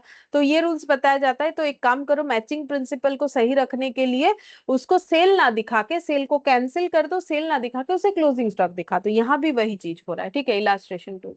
तो देखो अब यहाँ पर इन्होंने किस तरीके से लिखा है, छोटा सा पॉइंट है, बोल रहा है in the above case AB should not recognise any revenue on 1 March and until the uncertainty of recovery is clear. तो ये चीज लिखना पड़ेगा, लेकिन 1 मार्च को तो रिकॉर्ड करेगा ही नहीं सेल को, ऊपर से जब तक अनसर्टेनिटी चलेगा तब तक पोस्टपोन करते जाएगा। Hence the revenue can only be recognized by AB on 5th में। हाँ, अगर वो रिकॉर्ड करना चाहते हैं तो इस डेट पे रिकॉर्ड कर सकते हैं। ठीक है, 5 मई को, क्योंकि उनको लोन मिल गया ना जिसको सेल किया था, तो अब वो अपना पेमेंट कर सकते हैं, तो हमारे पास सर्टेनिटी अराइज हो रहा है कि हाँ पैसा मिल सकता है। तो the inventory transfer to CD until that date is required to be shown as its own inventory, inventory lying with customer. ठीक है, मतलब हम लोग ऐसे बोल सकते हैं कि मेरा ही स्टॉक है बट मेरे कस्टमर के पास पड़ा हुआ है, इस तरीके से हम लोग इसे ट्रीट कर सकते हैं। ठीक है, तो ये हो गया मेरा इलास्ट्रेशन टू का आंसर। अच्छा, फिर नेक्स्ट देखते हैं इलास्ट्रेशन थ्री। इस डेट पे लिख दो, इस डेट पे सेल रिकॉर्ड करना चाहिए। ठीक है, इलास्ट्रेशन थ्री।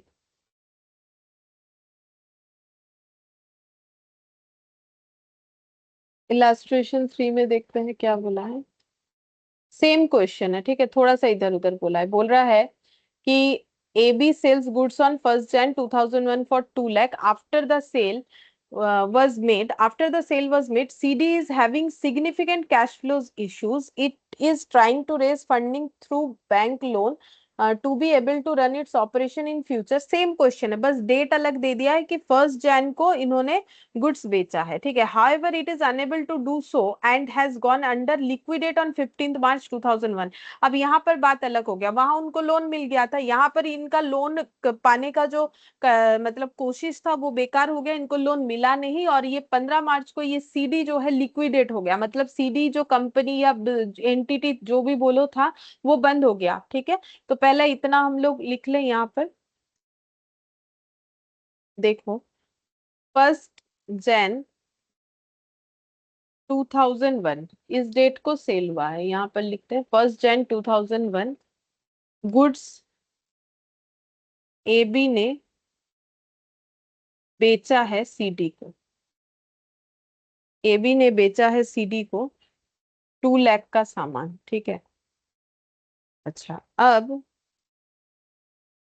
2 लाख का सामान बेच दिया। After the sale was made CD is having significant cash flow. अब ये सामान बेचने के बाद वहां पर क्या था, जब सामान बिका तभी इनको पता था कि अनसर्टेनिटी है। देखो, CD is having significant cash flows issue since last few months.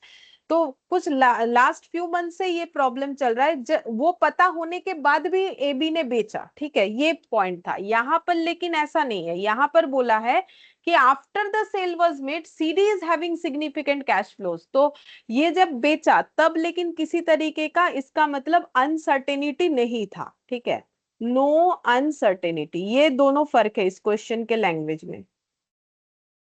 यहाँ पर कोई अनसर्टेनिटी नहीं था अबाउट द कलेक्शन, क्योंकि बेचने के बाद जो है इश्यूज अराइज होना स्टार्ट हुआ, ठीक है। और उस क्वेश्चन में जब बेचा तभी ऑलरेडी इश्यू था, फिर भी बेच दिया, ठीक है। यहाँ पर बोला है कि बेचने के बाद white is trying to raise, फिर इन्होंने लोन के लिए कोशिश किया, जो लोन इन्हें नहीं मिला, और 15 मार्च 2001 को ये कंपनी लिक्विडेट हो गया। तो यहाँ पर दिखा देते हैं 15 मार्च 2001 को सीडी लिक्विडेट, ठीक है। फिर क्या बोला है, at the time of sale there was no reason for AB to believe that it will not be able to collect the amount from CD in future. वो मैंने पहले ही यहाँ पर लिख दिया कि कोई अनसर्टेनिटी नहीं था जिस दिन बेचा गया सामान, ठीक है। Explain how the recognition of revenue be done by AB for the year ended 31 March 2001। तो ईयर एंड कब हो रहा है, ईयर एंड हो रहा है 31 मार्च 2000, अच्छा 31 मार्च 2001 तो इसके बाद होगा, 15 मार्च के बाद होगा।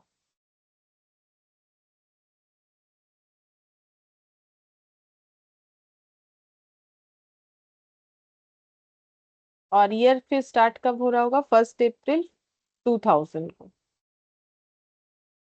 ठीक है। तो ये जो फाइनेंशियल ईयर है, हमें ये बताना है कि 31 मार्च 2001 एबी कितना रेवेन्यू रिकॉग्नाइज करे, एबी कितना रेवेन्यू रिकॉग्नाइज करे। तो बोलो एबी किस तरीके से रेवेन्यू रिकॉग्नाइज करेगा। सबसे पहला बात है कि जब बेचा तब अगर कोई अनसर्टेनिटी नहीं था तो उसको सेल रिकॉर्ड करना चाहिए। तो सीडी को किया गया सेल को कैसे रिकॉर्ड कर सकते हैं, अगर एंट्री के थ्रू से बताए तो डेटर टू सेल, तो CD account debit to sale बोल के इन्हें 2 लाख का सेल रिकॉर्ड कर लेना चाहिए। कौन से डेट पे, ये डेट हो जाएगा 1 Jan 2001 पे इन्हें रिकॉर्ड कर लेना चाहिए, क्योंकि उस दिन तो इन्हें पता नहीं था कि पैसा मिलेगा नहीं मिलेगा, इस तरीके का कोई अनसर्टेनिटी नहीं था, ठीक है। अब लिक्विडेट कब हो गया ऑर्गेनाइजेशन, सीडी जो है वो लिक्विडेट हो गया 15 मार्च। तो इस डेट पे क्या हो गया ना, कंफर्मेशन मिल गया, कंफर्म हो गया, कौन, एबी कंफर्म हो गया कि उसे अपना 2 लाख रुपए आगे जाके और नहीं मिलने वाला। तो पैसा नहीं मिलने से हम लोग उसको क्या बोलते हैं, अगर कस्टमर से पैसा नहीं मिला तो हम लोग क्या बोलते हैं,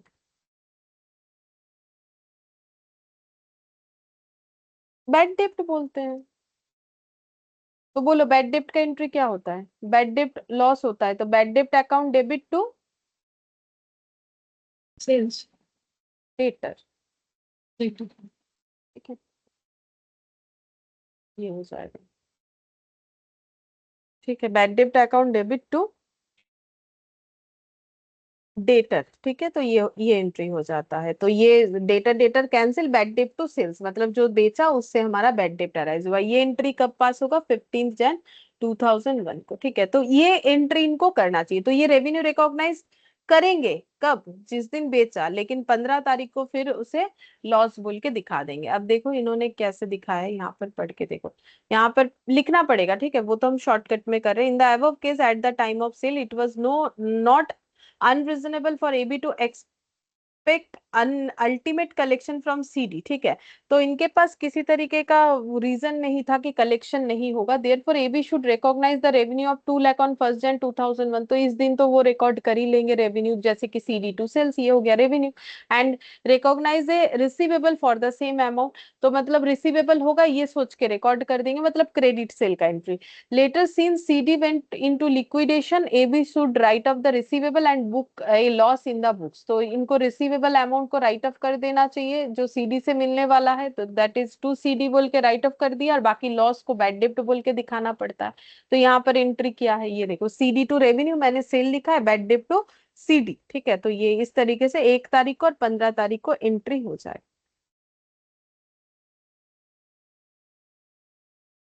इसके बाद इलास्ट्रेशन 4।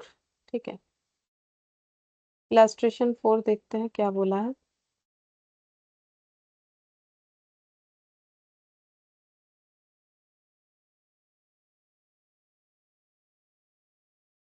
बोल रहा है कि during the year end 31 March 2001 Zedex enterprise has recognise 100 lakh on accrual basis income from dividend on unit of mutual fund held by it.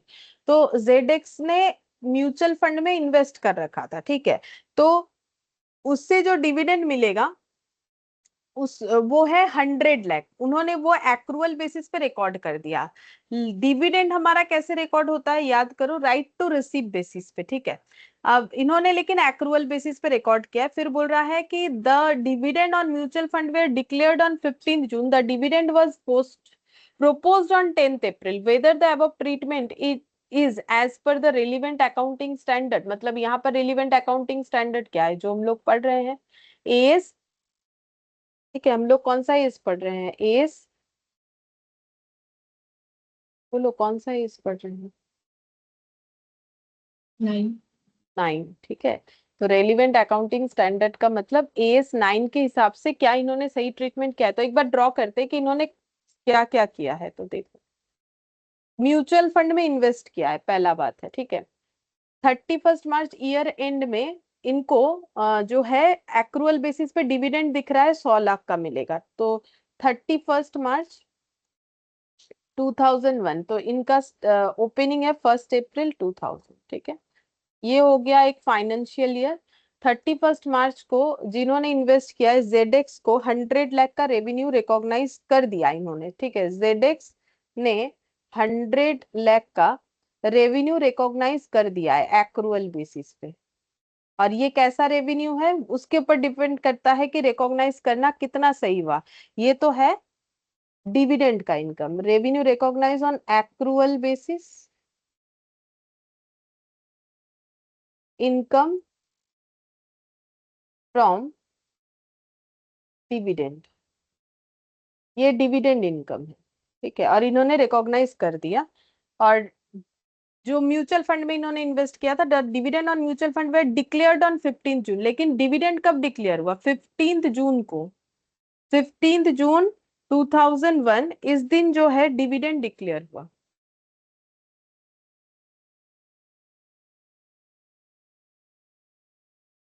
इस दिन कंपनी ने बोला कि डिविडेंड देंगे। The dividend was proposed on 10th April, proposed हुआ था 10th अप्रैल, मतलब यहाँ पर लिख देते हैं 10th अप्रैल 2001 को डिविडेंड प्रोपोज्ड हुआ था। प्रोपोज्ड का मतलब क्या होता है पता है, कंपनी बैठ के मीटिंग करके सोचती है कि कितना परसेंट डिविडेंड दे, तो उसको बोलते हैं डिविडेंड प्रोपोज्ड, ठीक है।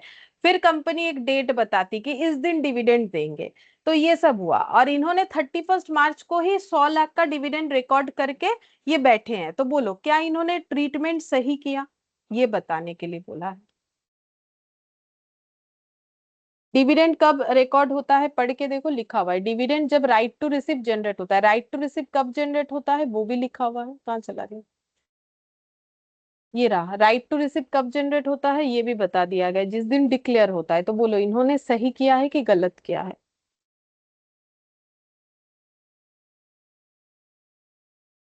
डिविडेंड जिस दिन डिक्लेयर होगा उस दिन राइट टू रिसीव होता है। राइट टू रिसीव जिस दिन होता है उसी दिन हमें रिकॉग्नाइज करना चाहिए। तो बोलो सही किया कि गलत, सब तो बोल दिया, बस हाँ बोलना है, हाँ या ना जो भी होगा। राइट टू रिसीव 15 तारीख को जनरेट होगा, उसी दिन रिकॉर्ड होना चाहिए। उन्होंने 31 मार्च को किया, तो सही किया कि गलत किया, सब तो बता दिया।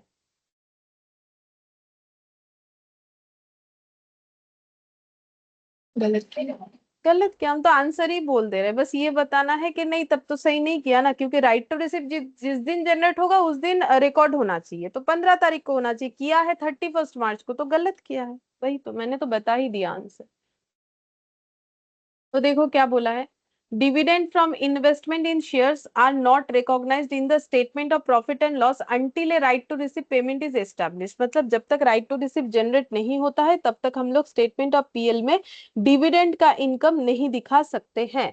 In the given situation the dividend is proposed on 10th April while it is declared on 15th जून। जो डेट दिया हुआ है वो इन्होंने लिख लिया। Thus the right to receive payment of dividend gets established on 15th June. 15 तारीख को जो है राइट टू रिसीव जनरेट होगा। ठीक है, फिर यहाँ पर बोला है the recognition of 100 lakh on accrual basis in the financial year 001 is not correct as per AS9 revenue recognition. तो जो 100 लाख का इन्होंने इस पीरियड में रिकॉग्नाइज किया ना, इस पीरियड में रिकॉग्नाइज नहीं होना चाहिए, क्योंकि ये ईयर एंड में इन्होंने रिकॉग्नाइज कर रखा है, तो इस पीरियड में रिकॉग्नाइज होने का कोई मतलब रीजन नहीं है। ठीक है, तो रिकॉग्नाइज कौन से पीरियड में होना चाहिए, तो इसको अगर हम ये फाइनेंशियल ईयर को ऐसे दिखा दें तो ये रिकॉर्ड होना चाहिए मेरे कौन से फाइनेंशियल ईयर में, ये रिकॉर्ड होना चाहिए या फिर रिकॉग्नाइज होना चाहिए। रिकॉर्ड फॉर फाइनेंशियल ईयर कौन से फाइनेंशियल ईयर में होना चाहिए, 1-2, 1-2 फाइनेंशियल ईयर में रिकॉर्ड होना चाहिए, 0-1 में नहीं होना चाहिए। ये देखो, the recognition of 100 financial year is not correct. ठीक है, करेक्ट नहीं है। 001 का मतलब 2001 में नहीं होना चाहिए, 2002 में होने से सही होगा, क्योंकि जो डिक्लेरेशन डेट है यानी जब मेरा राइट टू रिसीव जनरेट होता है वो डिक्लेरेशन डेट मेरा इस फाइनेंशियल ईयर में आ रहा है, इसीलिए इस टाइम पे रिकॉर्ड होना चाहिए। अच्छा, फिर नेक्स्ट देखते हैं इलास्ट्रेशन 5।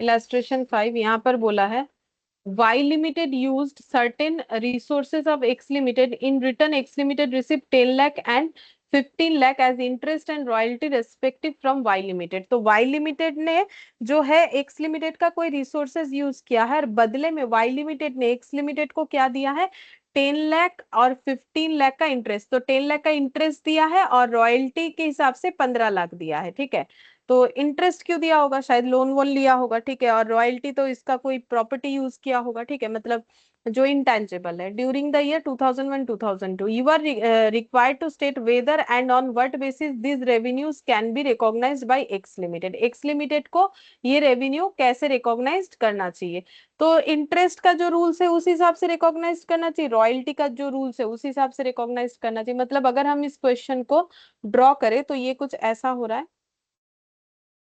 2001 2002 का है, देखो 2001 2002।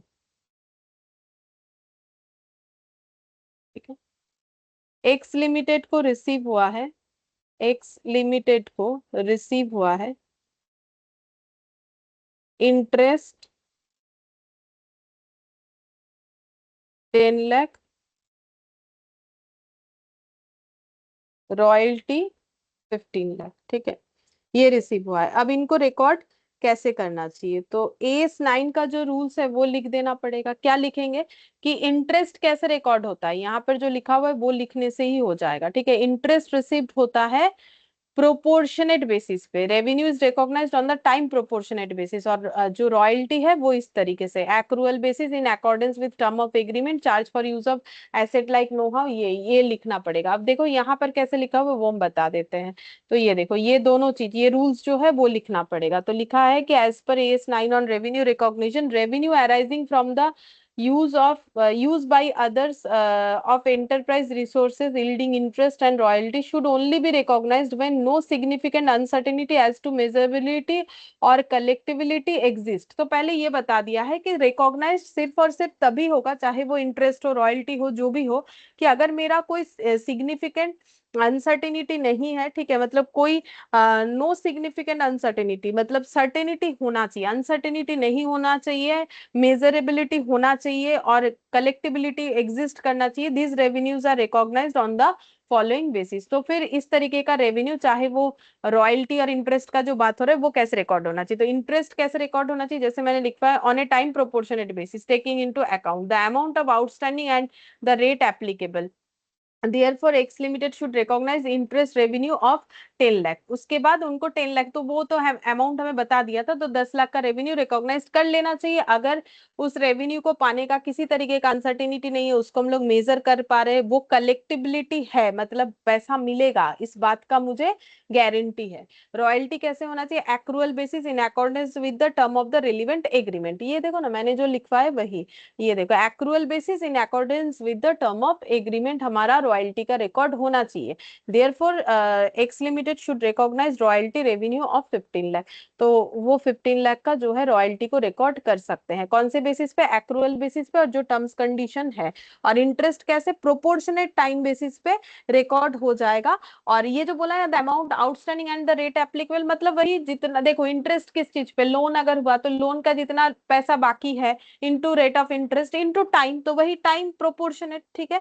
तो फिर एक्स लिमिटेड 10 लाख का जो है इंटरेस्ट और 15 लाख का रॉयल्टी रिकॉर्ड कर लेगा। और ऊपर हमें ये बता देना है कि ये सारे रेवेन्यू को पाने में किसी तरीके का अनसर्टेनिटी या फिर मेजर नहीं कर पा रहे हैं अमाउंट, या फिर कलेक्टिबिलिटी नहीं है, तो ये सब नहीं अराइज होना चाहिए, तभी हम लोग रिकॉर्ड कर सकते हैं। ये एग्जाम्पल है, ठीक है। एग्जाम्पल हम लोग बाद में करेंगे, ये भी एग्जाम्पल है। एग्जाम्पल ये वाला इलास्ट्रेशन 6, देखो इलास्ट्रेशन 6 में क्या बोला है? The board of director decide on 31 March 2002 to increase the sale price of certain items retrospectively from 1 January 2002। तो पहले देख लो क्या बोला है इसमें।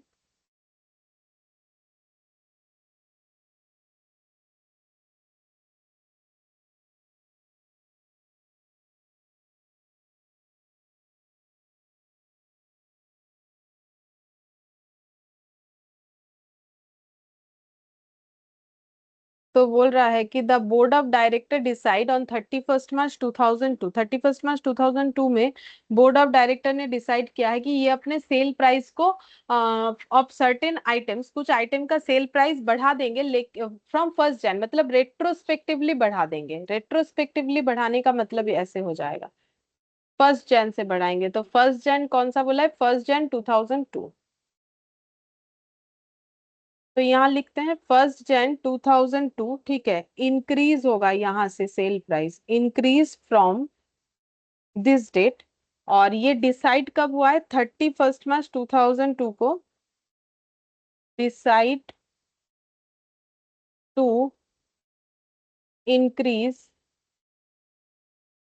Cell price retrospectively.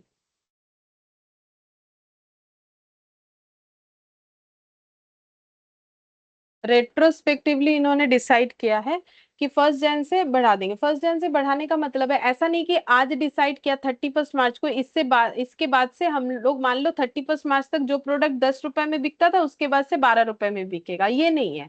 वो तो होगा ही, जब डिसाइड हो गया प्राइस बढ़ेगा तो इसके बाद से वही बढ़े हुए प्राइस पे ही प्रोडक्ट बिकेगा। लेकिन ये बोल रहे हैं कि इसका इम्पैक्ट रेट्रोस्पेक्टिवली देना है, वो भी 1 जनवरी से देना है। मतलब 1 जनवरी को भी वो प्रोडक्ट जिनको बेचा गया था, मान लो जो प्रोडक्ट 10 रुपए में बिका था यहाँ पर, उसके ऊपर भी और 2 रुपए वो लोग कलेक्ट करेंगे। रेट्रोस्पेक्टिवली का मतलब ये होता है कि सिर्फ फ्यूचर में जो है, जो भी पेमेंट हमें मिलेगा वो इंक्रीज वैल्यू पे मिलेगा, ये नहीं, पास्ट में भी जो सेल हुआ था उस प्रोडक्ट का, उस पे भी हम लोग एक्स्ट्रा प्राइस कलेक्ट कर लेंगे जितना हम लोग बढ़ा रहे हैं, ठीक है। अब बोल रहे हैं in view of this price revision with effect from 1 January 2002 the company has to receive 15 lakh from its customer in respect of sales made from 1 January 2002 to 31 March 2002। तो यहाँ से यहाँ तक जो भी इन्होंने सेल किया था, क्योंकि ये लोग प्राइस बढ़ा रहे हैं और उसका इम्पैक्ट पास्ट में भी देना चाहते हैं कि भाई पास्ट में जो भी मेरा ये प्रोडक्ट खरीदा था 10 रुपए वाला, वो और 2 रुपए दे के जाओ, क्योंकि हम प्राइस जो बढ़ा रहे हैं उसका इम्पैक्ट रेट्रोस्पेक्टिवली दे रहे हैं, तो 12 रुपए होता है, तो आप लोगों ने तो 10 दिया है उस प्रोडक्ट का, आप लोग और 2 दे के जाओ। तो ऐसा दो दो करके कंपनी ने मान लो 5 लोगों को बेचा था तो कंपनी को 10 रुपए मिल जाएगा। मेरा बात समझ में आ रहा है? जैसे कि जो प्रोडक्ट यहाँ पर इन्होंने 10 रुपए में बेचा था, ठीक है, अब यहाँ पर आके वही प्रोडक्ट इन्होंने 12 रुपए का कर दिया। अब ये लोग ये बोलना चाह रहे हैं कि भाई पहले जो मेरे से खरीदा था वो भी और 2 रुपए दे के जाओ, ठीक है। तो इसमें कंपनी का कलेक्शन कितना हो जाएगा? 2 रुपए। तो यहाँ पर वही बोला है कि ये अमाउंट, प्राइस बढ़ाने के लिए कंपनी का जो सेल वैल्यू है वो कितना और कलेक्ट हो जाएगा कस्टमर से? 15 लाख हो जाएगा, ठीक है, from its customer in respect of sales made from this one, बोला है ये समय पीरियड में, ठीक है। Accountant can not make up his mind whether to include 15 lakh in the sales for 2001 2002 advice. तो अकाउंटेंट जो है, अकाउंटेंट को ये समझ में नहीं आ रहा है कि मुझे ये 15 लाख जो अभी हम लोग रिसीव करेंगे, कस्टमर को इन्फॉर्म कर दिए हैं कि 15 लाख, मतलब जो भी ये प्रोडक्ट लेके गया था बढ़ा हुआ प्राइस दे दो, और उससे टोटल कलेक्शन मेरा 15 लाख आ रहा है।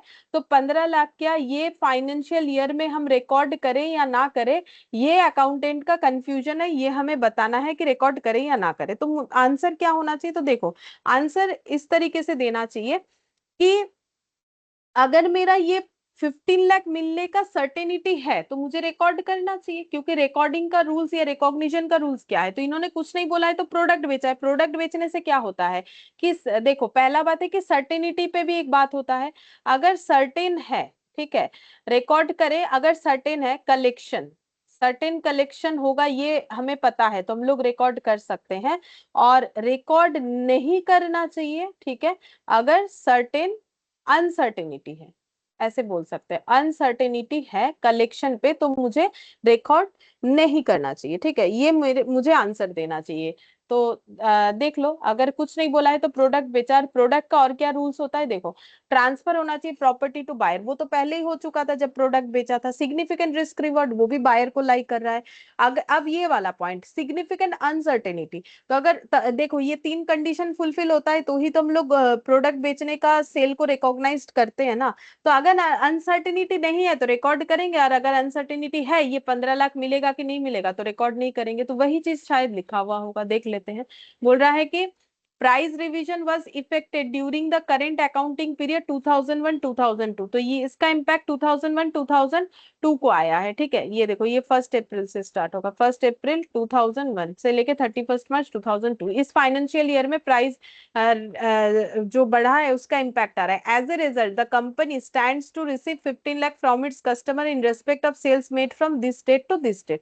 if the company is able to assess the ultimate collection with reasonable certainty, only then additional revenue arising out of the said price revision may be recognized। अगर कंपनी सर्टेन है इस बात के लिए कि हाँ भाई मुझे ये 15 लाख रिसीव जरूर होगा तो वो रिकॉर्ड करेगी। If the company is not reasonably certain on ultimate collection 15 lakh from its customer in respect of sales made from 1 Jan 2002 to 31 March 2002, it shall postpone recognition of revenue and disclose it in financial statement for the year 2001-2002 as per AS1।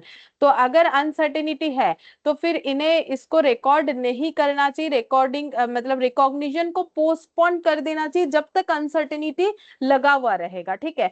और इस बात को disclose करना पड़ेगा AS1 में, क्योंकि AS1 हम लोग पढ़ चुके हैं, तो AS1 में हमें ये बताना पड़ता है कि अगर सेल वैल्यू हमारा ये 15 लाख का सेल अचानक से कहाँ से आया, तो ये चीज हमें डिस्क्लोज करना पड़ेगा। तो ये बात को हमें AS1 में भी बताना पड़ेगा। तो ये पॉइंट टू बी नोटेड है, हमें ये पॉइंट याद रखना चाहिए। और इसके साथ साथ हमें अगर अनसर्टेनिटी है तो डिस्क्लोज अंडर AS1 करना चाहिए, डिस्क्लोज अंडर AS1, ये हमें दिखाना चाहिए कि क्यों डिस्क्लोज हम लोग कर रहे हैं, क्योंकि अनसर्टेनिटी है, ठीक है। अच्छा, अब इसके बाद एक ही बचा है इलास्ट्रेशन 7, और देख लेते हैं MCQ, और इधर भी कुछ क्वेश्चंस बचा हुआ है। इलास्ट्रेशन 7 हो जाने से अच्छा होता, देख लेते हैं क्या बोला है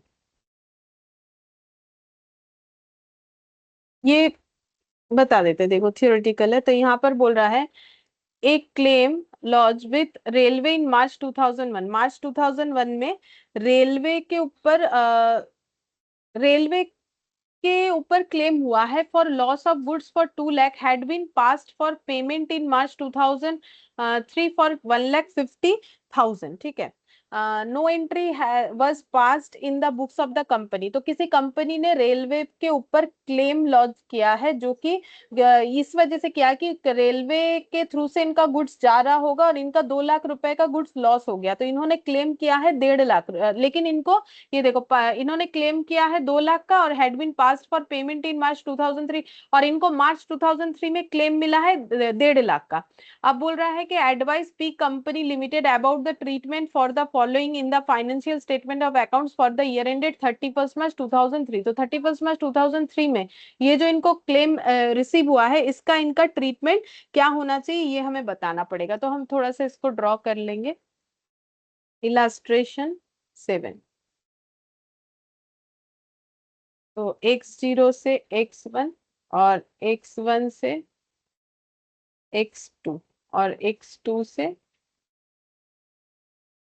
x3, ठीक है। तो देखो यहाँ पर मार्च 2001 में claim by P company for 2 lakh, 2 lakh का क्लेम हुआ है, ठीक है। और claim received for 1.5 lakh, 1.5 lakh का क्लेम यहाँ पर रिसीव हुआ है। तो हम लोग को क्या बताना है, हम लोग को ये बताना है कि इनका इनको फिर क्या ट्रीटमेंट करना चाहिए ये 1.5 लाख का, ठीक है। तो देखो जब क्लेम रिसीव हुआ है तभी रिकॉग्नाइज्ड करना चाहिए, ठीक है। रिकॉग्निशन का अगर बात आए यहाँ पर तो कुछ पता नहीं चला, अनसर्टेनिटी था ही नहीं, मिलेगा नहीं मिलेगा, यहाँ पर मिल गया, ठीक है, क्योंकि केस चल रहा होगा ऑब्वियसली, ठीक है। तो नॉट रिकॉग्नाइज्ड यहाँ नहीं होना चाहिए, रिकॉग्नाइज्ड यहाँ भी नहीं होना चाहिए।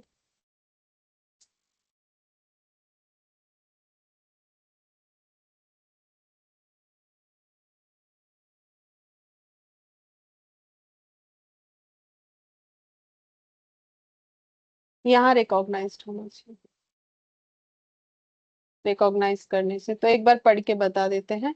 बोल रहा है कि AS9 on revenue recognition states that whether the ability to assess the ultimate collection with reasonable certainty is lacking at the time of raising any claim। अगर क्लेम रेज करते वक्त, ये लाइन पूरा लिखवाया हुआ है देख सकते हो, कि अगर मेरे पास कोई अनसर्टेनिटी है रीजनेबल, तो रेवेन्यू रिकॉग्निशन पोस्टपोन होना चाहिए to the extent of uncertainty involve. When recognition of revenue is postpone due to the effect of uncertainty, it is considered as revenue of the period in which it is certain to be collect. तो फिर ये उस period का revenue बोल के consider होगा जिस period में ये कलेक्शन सर्टेन हो जाएगा।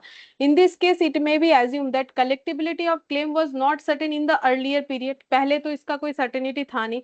This is suppose from the fact that only 1,50,000 were collected against a claim for 2 lakh. तो हम लोग ये क्यों मान के चल रहे हैं कि पहले पीरियड में हमारे पास इस का कलेक्शन का कोई सर्टेनिटी नहीं था, क्योंकि हमारा क्लेम था 2 लाख बट मिला 1.5 लाख।